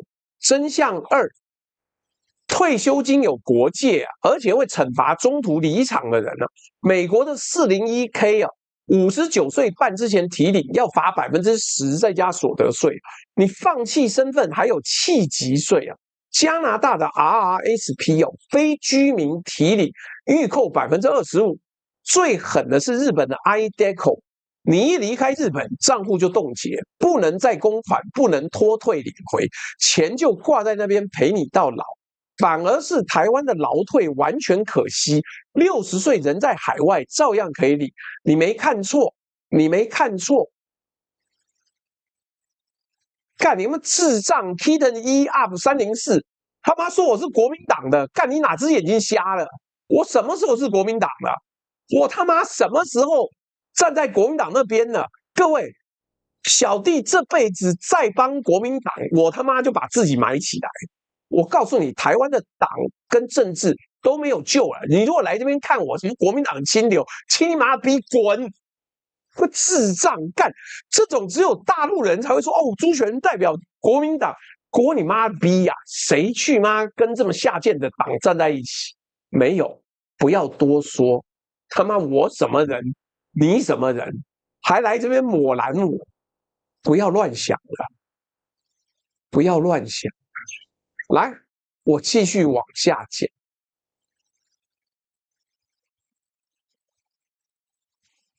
真相三，特别要讲的是健保啊！以前你们都要占健保的便宜，有没有？什么这个出国停保啊，回来付保什么？我跟你讲，现在没了，现在没了。这个健保的后门已经封死了。以前就是出国办停保不缴保费，那现在呢？没有。官方数据，2020到2022年哦，返国付保之后又在出国停保的84743人次，他们缴了多少保费？4亿5千万，他们用了多少？5年平均就医率67.62%。所以啊，缴4亿5用掉3亿9，那专挑生病的时候回来用。所以好，不好意思，这条门封住了。2024年12月23日起啊，平付保制度整个废除，旅外国人只要还有户籍符合纳保资格，一律持续加保缴费。要么乖乖缴，要么除籍退保。退保之后，除籍是什么代价？我们后面会讲啦。来，战略结论在这一章，快为了那些工程师要套利是没小孩的移民套利，真正的变数不是薪资，是3个可惜性：储蓄可惜，退休金可惜，健保不可惜。等价交换在这里收的是制度费。你以为你只是换个城市上班，其实你是把整套社会保险打掉重练。所以不要多想，没有就没有。而且下一章更悲惨，下一章更悲惨。用香港人来看，你一个硕士到英国，你他妈最后只能做仓储跟门口的警卫，就这么简单。来，我先念一下我们刚刚没念的斗内啊。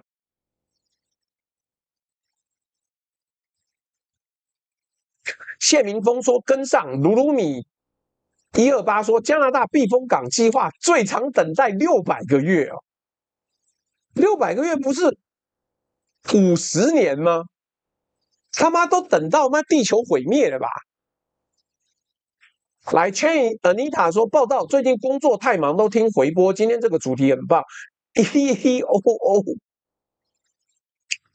谢谢你送了一张贴图。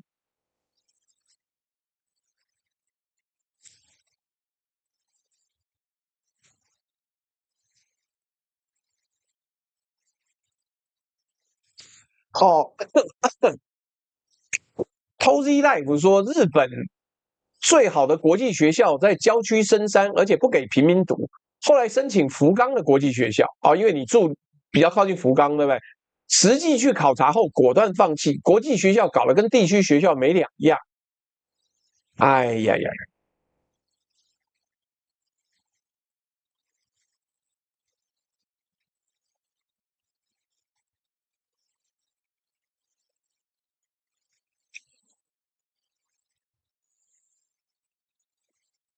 华哥说：“我本日抖内又受限制了，今天的目标还剩3个，各位补一下。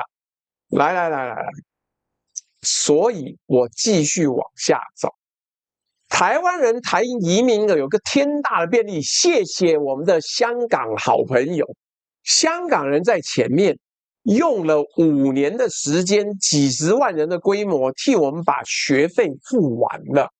这张我们读他的成绩单。”谢谢这个鲁鲁米的抖内，米斯阿卡赞说响应华哥号召，先补一点目标，后面有余力的网友跟上。Van 说坐标欧洲，我也想回国，欧洲现在状况真不好，真心不好。他妈那些青鸟不要在那边瞎鸡巴讲啊，你自己去问问看就知道。来，我们先把3个经常被混为一谈的数字分开来。英国内政部有给 BNA 护照，谢谢各位，今天目标达成，感谢大家。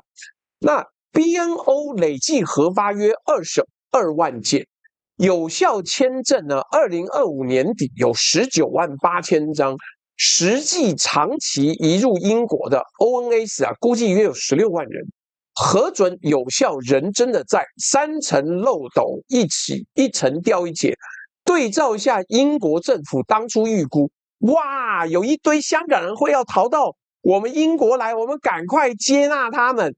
他原来预估是5年100万人实际来了不到2成啊，连妈逃难英国都太高估自己啊。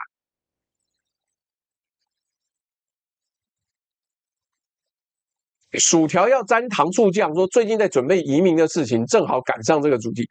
你等一下可以回去看，但是我告诉你，现在状况不太好。来到英国拿了 BNO 护照的香港人过得怎么样？你说他润了吗？他算润了，可是过得很不好。但我没有要笑香港人，各位网友也不要说哈哈哈，你看香港不是，是真的移民的社会阶层就会掉1到2阶，就会掉1到2阶。来。British Future 的大型调查 ，BNO 护照的港人的教育程度跟技能是高于英国本地人的平均哦。然后呢，91%的专业资格不被英国承认，重新考照的成本超过15000英镑，73%持有研究所学历的人在做只需要中学学历的工作，46.5%被迫转行，最常见的去向是什么？仓储、物流、零售、照护、餐饮。学术一点讲法，我们用英国的一个职业地位指数叫 ISEI。这个指数仿诸四海皆准，你大概可以做一个判断。香港人移民英国前平均是41.2分，大部分都是专业跟管理职。结果移民英国之后，分数掉到24.2，变成技术跟劳工阶层。也就是原来你是公司高管，你拿 BNO 护照移民到英国去之后，啪嗒一叠，变成一个水电工，一个照护工，仓储、物流、零售店员，一整个中间的社会阶层就这么不见了。而且这不是港人特别惨，我说过我没有要笑香港人，全球的第一代移民的结构性宿命。你这一代你要移民，你他妈就准备社会阶层往下移，除非你很年轻就走。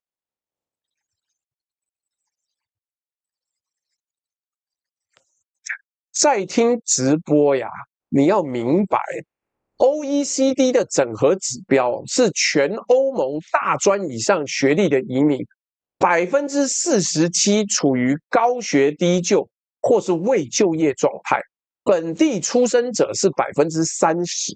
加拿大官方研究同样长期确认外国学历移民的 overqualify， 超级扭曲。超级扭曲，所以在听直播履历很漂亮的各位，你的硕士学位在移民官里面是加分项，但是在当地雇主眼里一文不值，很抱歉，不值钱就是不值钱。当地雇主会怎么看你？叫做没有本地经验的外国移工。两个评分系统不通用，两个评分系统不通用。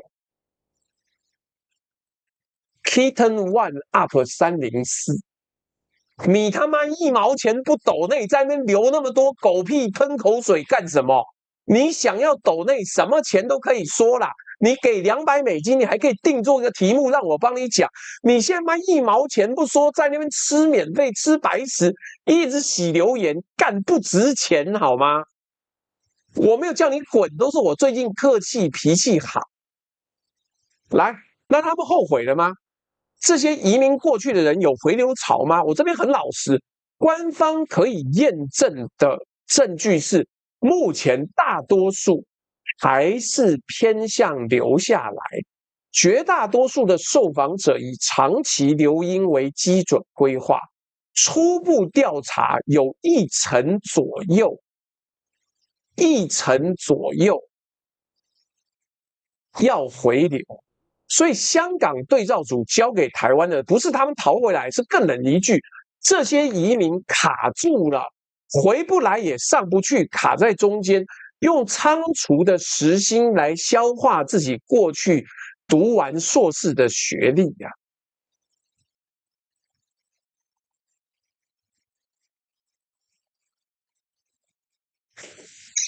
我也有朋友原来是高管，移民到加拿大变成妈超市店员，然后怒了，然后又回台湾，又变成高管，就这么简单。那最后补一刀给台湾自己。当年有一批香港人选台湾当中转站呐，今日香港，明日台湾，我们每一个人都是香港人，超挺的。结果嘞，台湾的定居门槛从居留1年改成4年，国安审查不透明，仅约2%取得身份证，大批的港人2次从台湾出走英国跟加拿大啦，根本没有啦。然后你只要敢在台湾抱怨什么我是香港人，我们觉得台湾的移民政策很不可预测，马上就被一堆青鸟洗版，说你是中共间谍，就是这么简单。所以你是香港人，除非你妈脑袋有洞，或是你来台湾要跪舔民进党，或是你像杜文泽这种走投无路，然后跪舔民进党人，否则你在台湾移民，香港人是没有好果子吃的。我直接告诉你，我说真话，你不听那是你家的事，你还在那边幻想说啊，黄什么？黄秋生移民台湾啊？你们放屁！黄秋生自己讲，谁在网上乱传我移民台湾了？我没有，我只是在那边工作而已。他现在又回香港，好吗？台湾人一厢情愿的把热脸贴人家冷屁股。秋生先生说得很明啊，钱哪里有我就去哪里赚，就这么简单。所以呢，你看我们自己台湾都留不住想来的人，不要幻想别国会为我们开门的，没有好吗？当初相信蔡英文，相信民进党，一腔热血来台湾，觉得自己会找到一个新移民天堂的，有多少人香港人现在留在台湾？你自己去查，我不用多讲。他们在社群里面静悄悄都在往外走，就这么简单。来，香港人拿的 BNO 护照证明了2件事情：第一个，制度路径可以很宽，但制度宽了不等于劳动市场对你很温柔。职业降级是第一代移民就是要预付的人生代价，没有办法退款，这是入场费。真相总是移民，你移民不是人移过去，你是把你的整个阶级通通丢掉。来，各位，接下来刺激地方要来啦！各位网友，之前他妈瞎鸡巴讲说我什么舔中什么东西。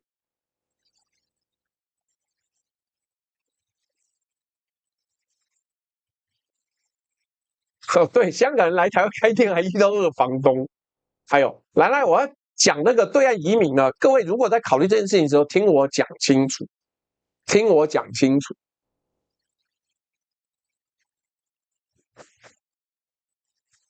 哦 ，Garfield 讲这个很对啊。他说之前那些移民目的国有一种优越感，他们觉得移民是投靠他们，所以觉得我应收尽收，有一点悲悯的架势。结果现在呢，美国、欧盟日子过得越来越差，就甩锅给移民。右派就说干你啊，都是移民害的。日本也是这样讲。选举的时候没有办法解释，是我做不好，导致你通膨，导致你薪资降低，所以我一律怪移民。就说移民抢走我们的工作，所以现在移民越来越惨，就这么简单。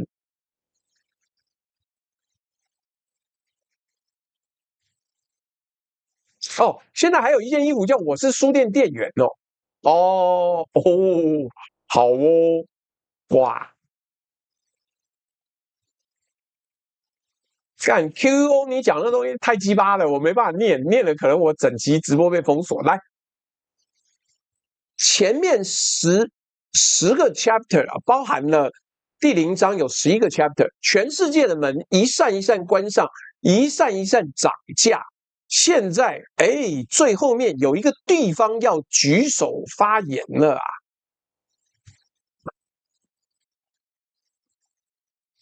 他会说什么？我的门槛全球最低，只你愿意来我这边落户呢，应愿落尽落。我给台青过渡期，免费住房、公租房，我承认你的所有职业证照。我的顶尖大学世界排名把台大在地上摩擦，而且他离你老家就100多公里外，还说你的语言，你要讲闽南语也通，听起来哪里不对？对呀，全世界我们没有白吃的午餐呐。我现在要讲的是哪里嘞？就是前面那些白痴还没有讲，就是我舔中的。笨蛋！我现在讲福建。谢谢景浩兄，忽然间又来抖了10个会籍。老刘没有中奖哦。哎呦，凤梨哥哥好帅帅，竟然收到会籍了。好，没有 HKGG 说美国是解除了香港的特殊状况，台湾当然不敢报啊。台湾现在又对香港移民不好。然后这个香港又变成没有什么特殊状况，你觉得我们要怎么炒作呢 ？Aaron 说终于中奖了，是吧？来，好，福建这个选项要进来了。福建这个选项最特别的地方在于，它是全世界唯一一个把为什么对你这么好的原因直接写进官方文件的移民目的里面，清清楚楚，等价交换。文件原文呢，8个字一组，3组，叫做以通处容，以会处容，以情处容，4个字一组啊。每次 AI 都给我算错字数，来，处什么容？处统一的容。人家写的明明白白，反而是全台湾的政治光谱两边都假装没看到，要么不敢讲的，要么说小心你去对岸会失踪哦，要么说我不知道。来，两边都假装没看到。本台因为是大家大家委托我来做，我就要直接的跟你分析，福建给的甜头，对岸给的移民甜头是不是真的？是。我用官方数字讲，2023年9月啊，对岸中央文件设两岸融合发展示范区，至今5批74条措施，225项同等待遇清单，取消暂住登记，台胞再免购房，五险一金，比照当地居民职业资格直接采认。2024年到2025年10月。提供台青实习就业岗位超过23000个，而且就像我讲的一样，教育这一条已经偏袒移民的，你说移居也好了，不管，已经偏袒台胞到一个当地人都不爽的状况了。教育这一条最硬，台商子弟走联招或学测申请，门槛远低于1000多万大陆考生级的高考独木桥。厦门大学1年对台招70个，南大是哪一个大学啊？东南大学吗？暨南大学吗？我不知道，那谁缩写叫南大？南大60，复旦40，而且慈禧是真的在生效。3所台商子弟学校5200个学生，高中部毕业回台湾升学的比例，从早年的70%以上掉到45.41%，这是教育部自己的统计哦。也就是超过一半的台商子弟在对岸读完高中之后留在大陆读大学了。他们用脚投票啊，这个我没有要骗你，就这样子。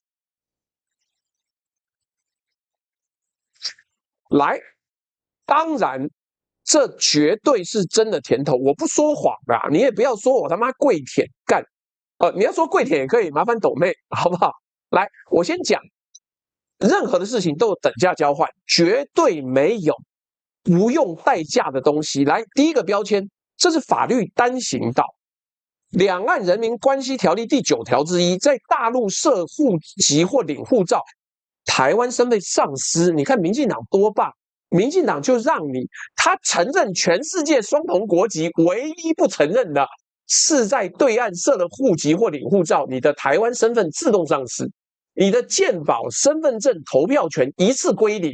已经有累计约50个除籍案例，这是陆委会我们的酒店节证明的。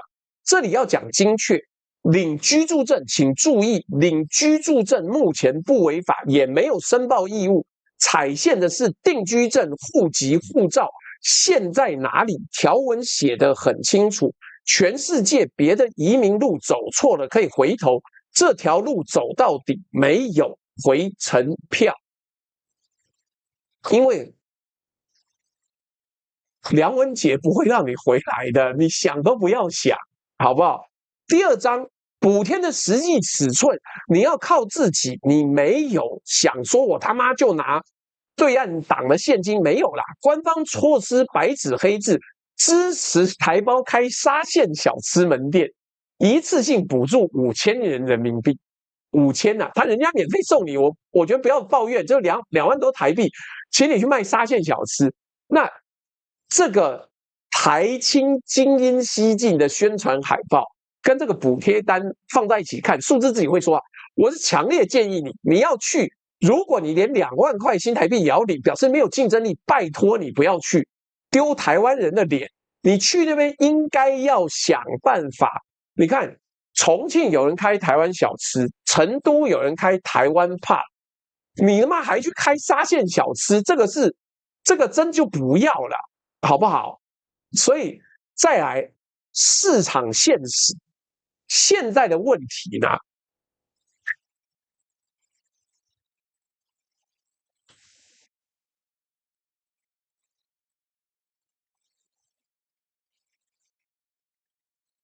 现在的问题是什么？2026年大陆应届毕业生1270万，再创新高，青年失业率16%上下。你家小孩的985文凭世界排名顶尖，赢台大是真的，但但毕业之后，你要跟那1270万的本地毕业生抢工作也是真的。而且因为两岸全面收拢，你光看赖清德多恨你就知道，你还敢讲我他妈是985回来，你根本就不要再回台湾了。我坦白告诉你，教育部采认名单154校，医事17类全面不采认，法律要补修，师培要重考，去得了，我建议你100%不要回来。家长还觉得可以回来，你太天真，不要。你要留在那边，而且你去985读书，你要认真培养你的实力啊！如果你原来是个废料，你去985读完还不认真努力，还是一个废料的话，你也不要想回台湾了，因为你终究是个废料。所以讲清楚，去了就不要回来。对，你看张 ING 说，大陆人真的很不爽老共对台湾人的偏袒。然后台湾人骂最凶还是老共，不，你把它区分开来，拿偏袒的人跟骂最凶是两个人。但是我也是同样的觉得不公平，可是因为我们本台的听众很多是台湾人，我就明白的分析。那这个状况，大陆现在对岸网友说的也没错，大陆现在不适合工作，因为它的竞争非常非常激烈。除非你本来就是高技术人才，或者你想要进体制内等等，台湾人能通过政审吗？这个我个人很怀疑啊。这个你能够看到台湾人有一个进国安或国保吗？我觉得是不太可能的。所以你在那边要进体制内也不可能，除非你家里有很多很多钱，让你去对岸帮你安排一个医院或者什么东西，但就是这样，哎呀，这个是讲明了就对的啦。去了就不要回来，我讲的直接一点，你去了就下定决心跟人家硬干。党中央给你优惠，去读985，你一辈子人生要改变，你不要给我出来还是一个废料，好不好？那所以你就是要变强，我完全同意对岸网友讲的，真的卷到很痛苦，可是你去了就不要回头，你不要再想说啊，我今天还有回来还有台湾一个避风港，干不入修罗场焉得金刚身？你爸妈都把你丢到修罗场去，你还步步在想我还要回来？我有一个退路，我告诉你，退此一步急无死所。你都已经把所有人生赌下去了，拜托你争气一点，拜托你努力一点，好不好？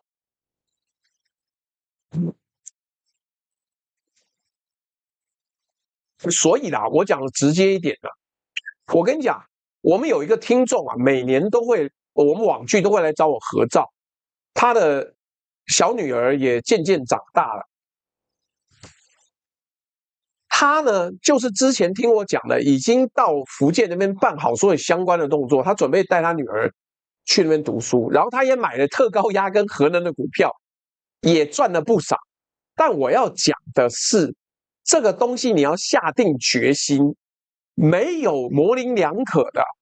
你要去就去，不能又要还要。我跟你讲，我记得几年前有一个很鸡巴的新闻，我看了也觉得很生气。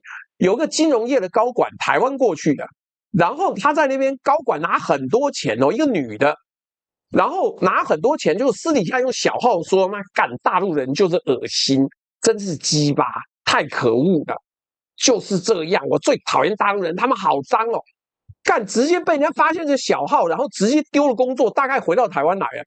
你今天要去就不要闲了，没有又要还要再要的。所以你就不要讲，你今天去那边，我最讨厌那种吃了人家的优势，然后抱持了一个优越感，然后私底下又要干你去的地方，真心不要，真心不要，就这么简单。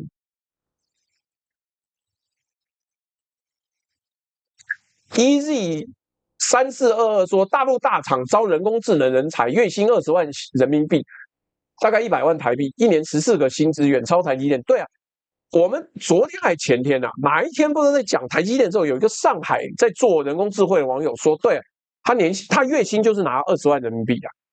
但是你也要活得下来啊！妈干，各位长官，你今天不是活不下来，然后去对岸想说可以活下来，干那你就低标了。你低标了 ，Garfield 讲没错，不管去哪里都不能既要想要又还要。真的，我跟你讲，你去那边还能做到金融业的高管，你已经妈祖师爷赏饭吃了，结果你还在那边上干下干，这个我不能接受，我不能接受，很恶心。你不然就他妈不要赚，退休回家你也赚够了好吗？所以简单，温定说觉得还好，我在上海上班都5点下班，第二天早上5点，对吧？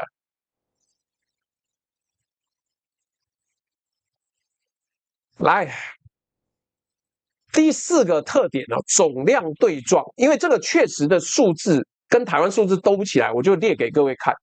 这个官方宣传呢，台青有西进潮，我也觉得应该有，但是主计总处的数字说，附录工作占比6%2腰斩到3%4%，钱跟人感觉兜不起来，但我不知道主计总处那个数字是不是读书不算，还是这个对岸官方的宣传是把读书也算进去，不知道。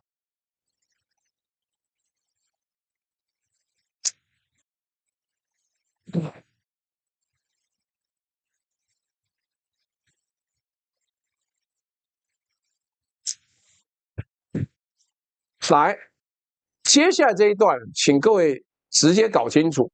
我讲几个名字：李明哲、杨致远、富察李延鹤。你知道就知道，不知道我就不想多解释了。我要讲什么？本集的网友应该要听的真话就是：你要去移民就别搞政治了，搞政治就不要想去对岸。讲白就这样，你是一个一般老百姓，你要安身立命，你就是去安身立命。你不要又觉得自己哇干，我是一个义士，我要妈反共进入最核心，那你不要去移民啊，你就留在台湾嘛。你又去对岸移民，你又要还要，这个我不能够想象，我不能够想象。你想要赚红钱，你想要住红色国家，你还要搞政治？妈有病是吧？有病吗？来，就是这样。福建已经跟你讲得很清楚，你政治立场本身就算在价格标价单里面。你去经商、就学、带小孩读书，要遵守人家的游戏规则。你总不会觉得你去史瓦蒂尼的时候，你可以偷国王的牛，你可以骂他每年怎么都娶那么多少女，不会吧？入境随俗啊！你今天要做的事情，就是要认真的想办法活下去。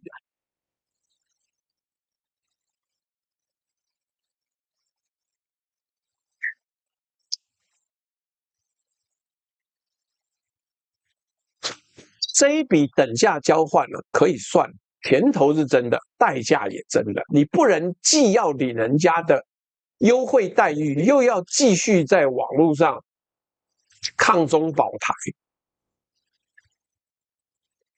你不能白天领补贴啊，晚上当义士，天底下没有这种套利。他妈，你以为中共是白痴吗？所以你看看那几位整天喊得最大声的，那个印泰智库有限股份有限公司的负责人，他敢回对岸探亲吗？八炯会去对岸跑行程吗？他们自己很清楚，你如果要移民，你就不要以为自己有例外，好不好？就这样，就这样，不能既要又要还要。那简单的结论，本章讲了，你要去福建闽台共荣示范区，就是等价交换，请你认真、低调、努力的工作，其他不要再多想了。福建是全世界对台湾人门槛最低的地方，但它也是唯一把统一的政治立场写进招生简章的地方。门槛低，不是因为他爱你，因为你就是他要的产品。这个交易可以做，我绝不反对。任何人移民任何地方都是经过深思熟虑之后就可以做的事情。但你真正签名下定决心之前，把所有的条件看完，所有的条件，请注意这一条路概不退换，概不退换。来，我再念几个斗内哦。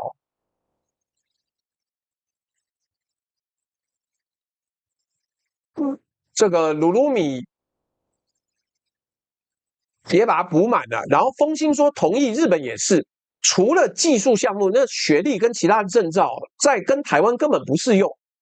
风兴自己也闪过回台湾的念头，但是回台湾没有比较好啊。他现在，我跟你讲，如果今天现在很多日本人已经也变得越来越卷，就是你从日本不要出国，一切非常好。可是你从日本只要一出国，或者跟外面做比较，就变得很差，很没有战斗力了。你的月薪变得一文不值，因为你的对美金的汇率啊，日元大量贬值。你知道很多日本公司现在都不外派，甚至给他们的零用金变得很少嘛。所以我已经讲过很多次了，台湾的林森北路日本小 pub 妈越倒越多，几乎一家都不剩。为什么？因为日本人没有钱来小 pub 或者是来吃那个烤肉了。来，李景浩也谢谢你又送了一个会员。坏掉龙九说，超哥斗内以本人不多的经验来说，梁文杰醉倒在大厅这个事情不合理。第一，上海有实力的台商基本都配保姆车，司机加陪同人员不可能醉倒大厅，最多房号不知道，让梁少坐一下，去前台处理房卡而已。如果是我们这边处理，更不会了。这么多国资的宾馆，随便安排一间先睡就行。黄国昌他去过酒店吗？去几次？去完了才发表意见，这我不知道啊。梁少在对岸到底怎么样？我不知道。什么一级嘴炮技术师说，日本商社给的出差费只给70%哦，看惨哦。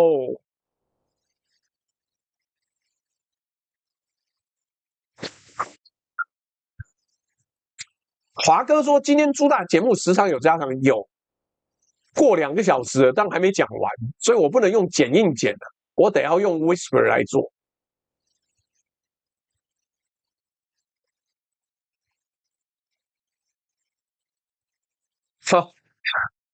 没有，日本人旅客现在变少了，然后韩国人旅客接下来也会变少，因为日本这个是汇率问题，韩国是股市大空头的问题，所以我们现在只有一大堆的东南亚旅客满街。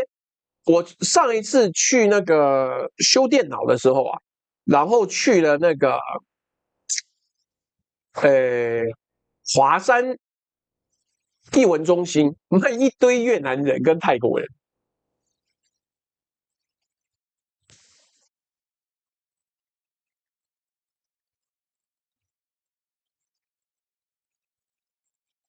所以日本人现在只能国内旅行啦。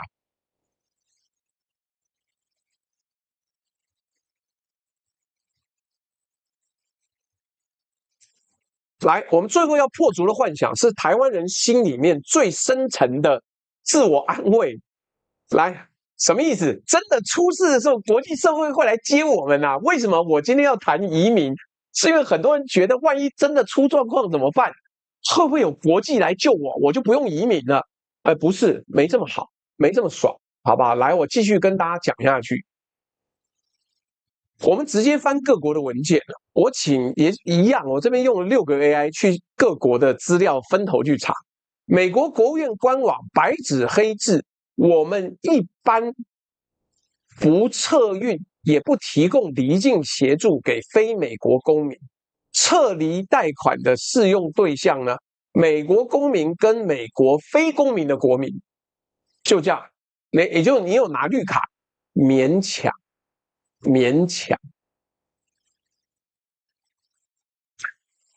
叮叮叮说，看来朱大很用心准备这一期来。然后澳洲的 Smart Traveler 的领事服务章程说，领事服务呢以澳洲公民为主，永久居民，永居哦，永居已经是 permanent residence， 只有在海外危机情况下提供。然后同一个网站还加了一句给自己人看的警语：不要依赖澳洲政府一定能把你撤走。人家对自己的永居居民都只敢写有限度，你台湾护照是谁？你台湾国民是谁？你以为他是吗？抢救雷恩大兵大作战吗？来，日本的用词是什么？在外邦人等的保护与退避，重心是日本国民。2022年修法之后呢，扩大到对日本人的外籍配偶子女、使馆雇员，这些与日本有关联者，一般台湾人也不在任何名单上面，这些国家根本没有要来救你，也不会顺手救你。在听直播以为平时关系好，暂时会救我的各位，撤侨是法律行为，不是交情行为。军机的座位表开战前就用国籍写好了，来等等。你知道为什么你会说朱璇乱讲？那个 AIT 旁边的那些住宅呢，不是价格都一直上升吗？不是卖到比这个蛋白区还要贵吗？为什么内湖哪有这么贵的房子？我告诉你，在那边买房的，你晚上去看，很多灯都不会亮，很多灯都不会亮。你以为他干嘛？那是有绿卡的人买了，等到状况紧急，赶快开车去那边住的别墅，或者是临时避难所啦。他从那边能够直接跑去 AIT 呀，那不是给你做的。来，谢谢 Sylvia Chang， 这个今天的节目就是他定做啊。他说今天的节目啊，跟各位讲很清楚，单身又没钱的，真的没必要移啊。你没必要把那个钱花那边，你宁愿去到处旅行，然后希望有一天包围或开战的时候，你人在游轮上面。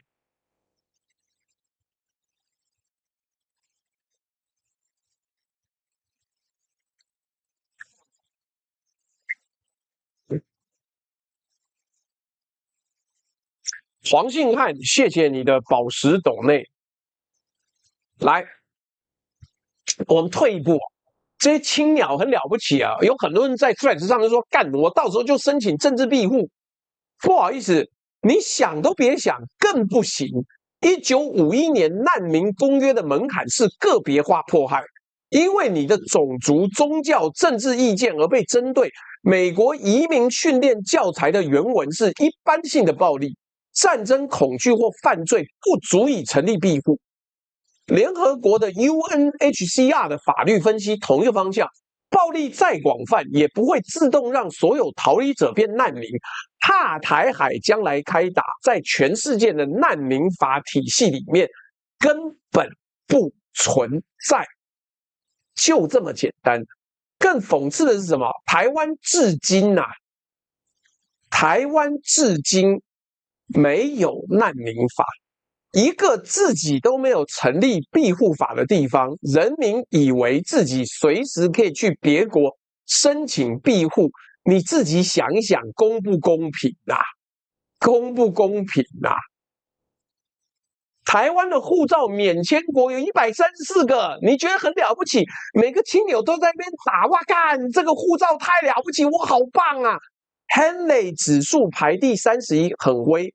但是免签是给你去观光的通行证啊，不是居留的入场券。你可以去玩，但是不能移民。没有这个护照呢，在移民配额的世界里面没有专属名额，没有救生艇。香港人有的 BNO Stream AB 避风港，我们一项都没有。我已经讲了那么多次了。你不要再做梦了，你也没有政治庇护，人家也不可能来境外暂时撤离，然后免签根本不是可以让你移民的东西，好不好？来，但是你想想看，华哥问说7月25我能在凯道看到你吗？朱大，不好意思，我不会去参加任何上街的活动啊，因为小弟现在很容易中暑，我太胖了，所以我会在远方帮各位鼓鼓掌。而且坦白讲，食安问题为什么要上街？其实我不太懂，但是我不要深入多讲，那让其他的人去好好的讨论吧。你上街，人家会配发给你安全食用油吗？我不会啊，我今天在问人家有没有安全的食用油了，我要带货，我觉得有别的方法，比上街可以解决的方法就好了。也许有一些安全的油，好吗？我现在只能这样想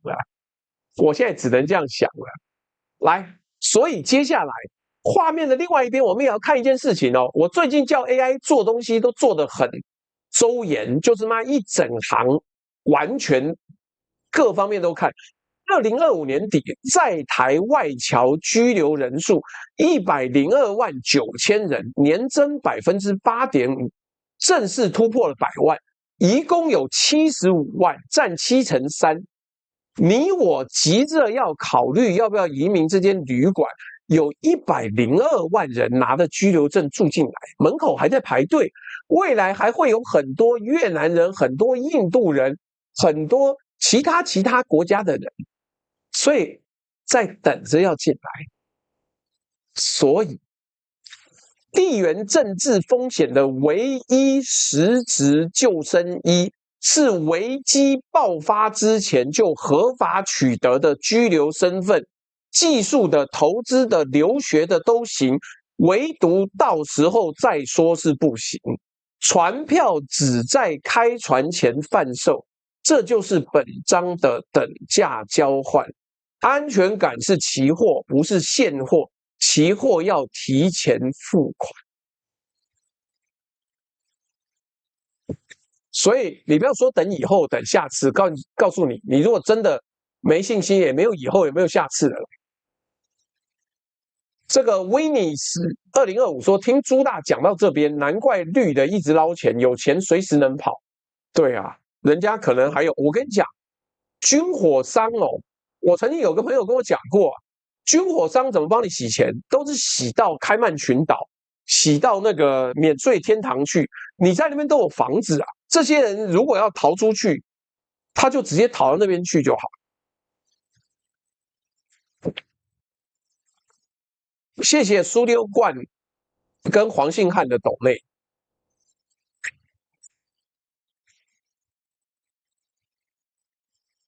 干等等，我先把那个投票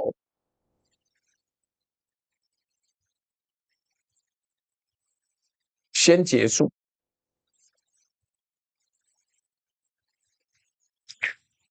我后面问说，不管你人在哪里，有没有考虑过移民？44%的人说有，因为我对现在的环境不满意。33%说有考虑，但没有人收我，就加起来77%耶。23%说我现在住的地方很幸福。好啦，有830人投票。对了，到那天机票都买不到，不要在那瞎鸡巴讲，也不要去看那什么零日攻击，什么一张机票几十万，靠腰妈，那飞机要飞得了才行啊！不要再乱扯了。来，我现在先把我的那个斗内的狗皮膏药贴出来啊。如果各位觉得这一集的内容讲得不错，你也可以透过绿界，透过这个我看一下，透过我们的这个微信还有支付宝都可以斗内，好吗？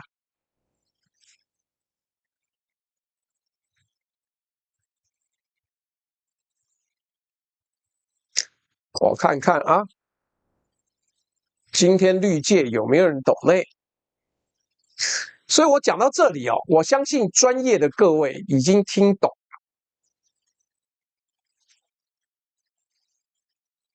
了。哦，有网友这个是谁嘞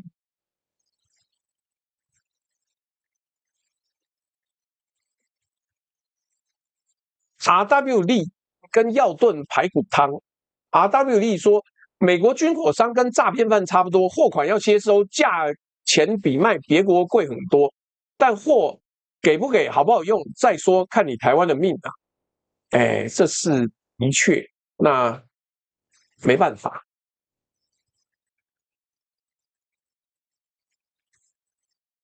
好，来最后一章了。讲到这里，事情已经很清楚。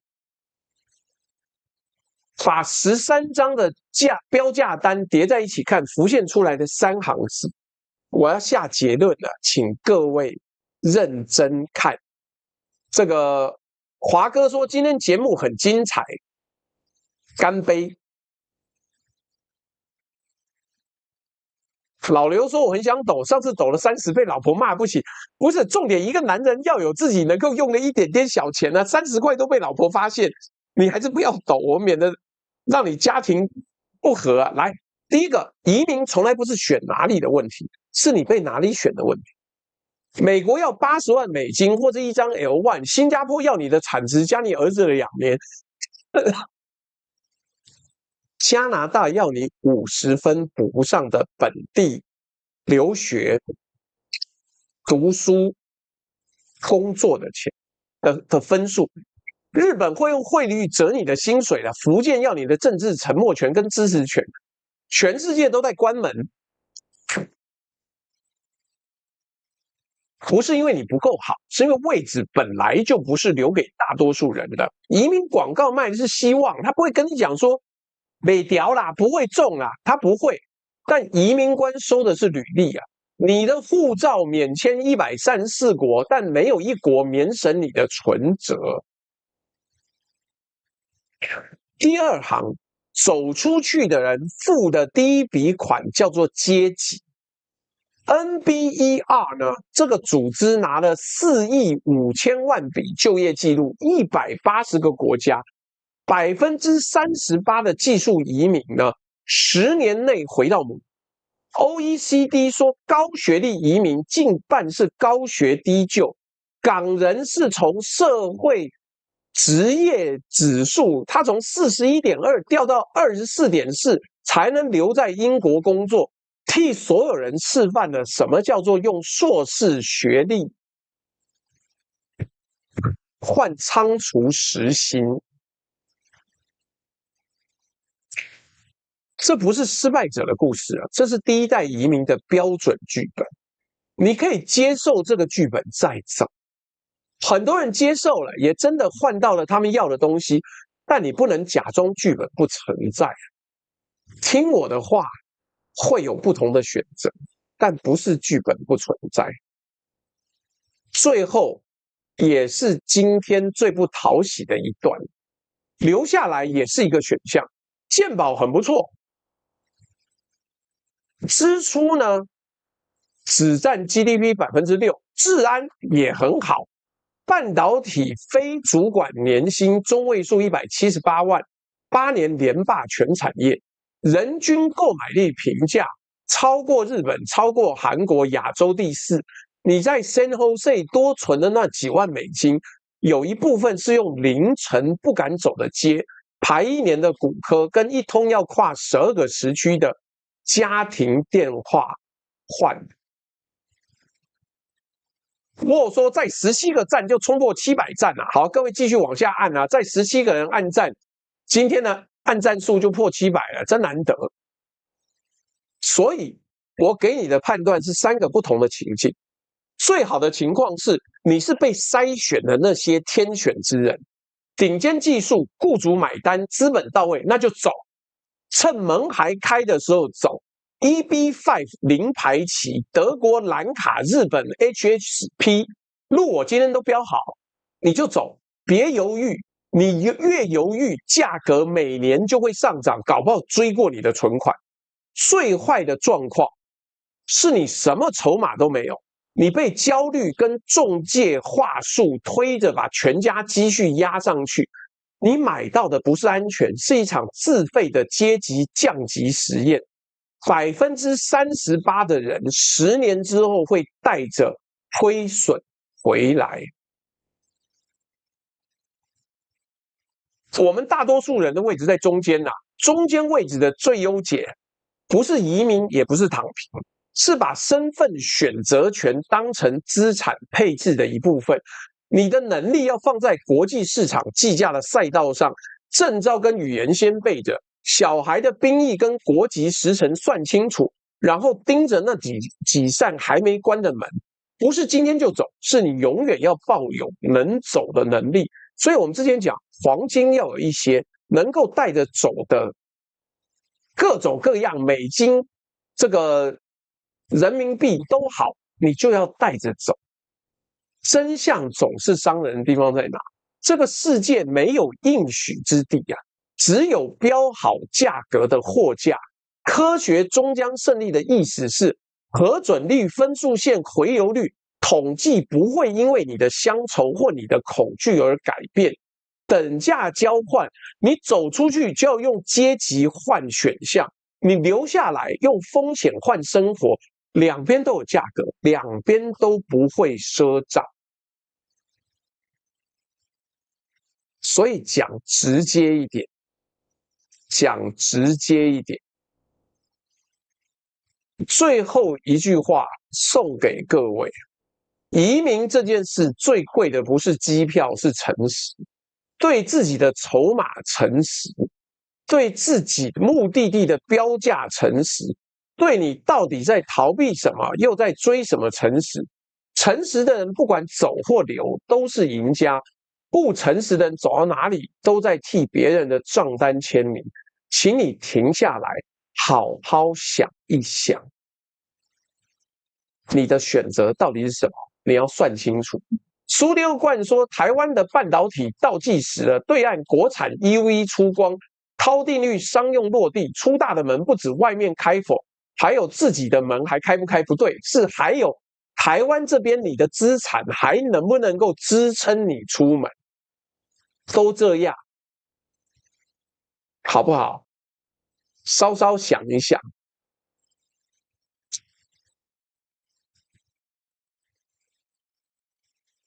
这个 Winnis 2025听朱大讲到这边，难怪绿一直捞钱，有钱随时能跑。Man 窗雾说，感恩朱大做这一集，非常值得我参考。所以你就思考看看，我觉得我今天大致做个分析。你要因为什么？因为你问移民顾问不准，移民顾问想要赚你钱，我没有要赚你钱，所以我讲的东西都是确认过的。那提供一个思考方向，请你审慎思考，那这才是重要的事情。所以各位有空，你如果有想要思考的方向或内容，可以再提出来。我目前手上有华哥的《教父三部曲》，我还没有看到第三部曲。那还有另外一位网友，他自己是会计出身，他想要问一下，会计准则一直在变，难道没有不会改变的社会科学吗？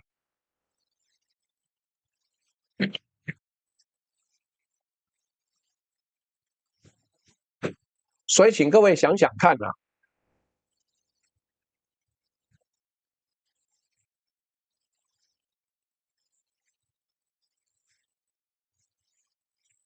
来，我看看有没有网友抖内，最近比较少，让我比较轻松。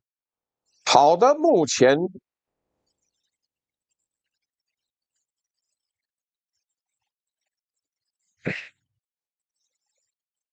没有。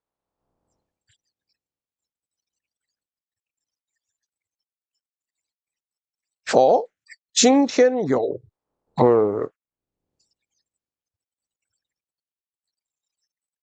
昨天晚上有什么笑？网友在支付宝抖内只说朱大你好，那个时候我睡觉了。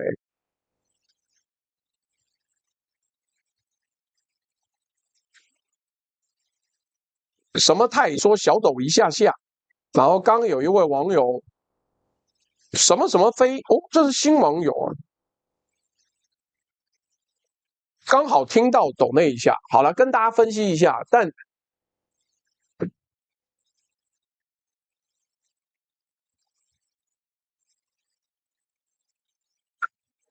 QUO 说桃园网剧是下单那个水饺先吗？不是啊，因为你报名要钱，然后我们再请你补一单水饺，顺便带东西走，所以你就顺便学了，到时候记得那个离开的时候带一包冷冻水饺走，好不好？你看，哎，COYA我今天超认真吧？今天竟然一路做到2个半小时啊！来，好啦，所以那今日的直播就到这样子啦。我们最后要投个票。今天的内容，如果你觉得内容写得好，讲得也好，请投1；你如果觉得内容写得好，讲得不好，请投2；如果你觉得内容讲得不好，跟这个写的也不好的话，请投3。然后华哥说今天的上线人数跟按赞数比都不错，这个再补一下吧。干杯712是不是898？而我现在这边刚有到900多，但是又掉了，妈干！我讲个话就掉。好了，各位最后赶快按赞，好不好？这个让华哥今天喝的开心。干怎么会有巴西的网友来留言？他说：“各位，任何想见我的人都可以来巴西，到联邦警察局找我，谢谢。”笑死！华哥说：“我有抖内，当然要喊1呀。”没错，没错。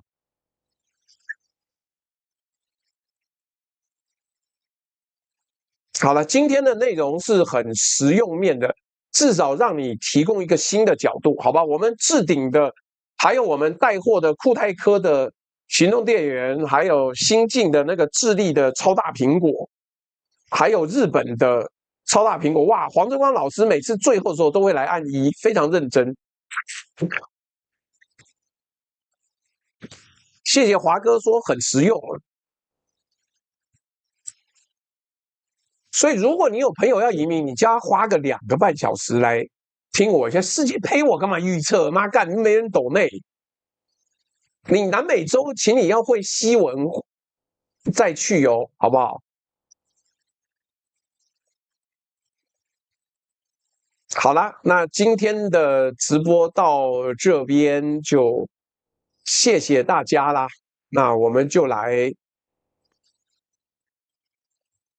听个我们的俄文军乐进行曲，做一个收尾吧。拜拜拜拜拜拜。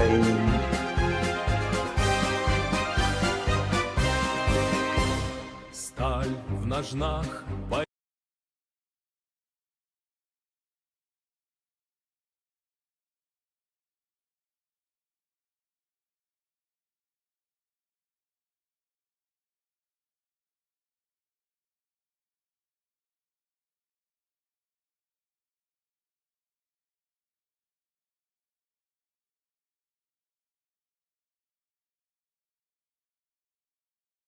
брошены в стылой волне. Грянет буря стальных знамен, смерть и слава один закон. Там, где ветер сечет, лет мы сомкнем боевой венец, зов земли в нашей крови горит. Каждый шаг наш гранит седой простор, злой вершим мы сегодня приговор. Снег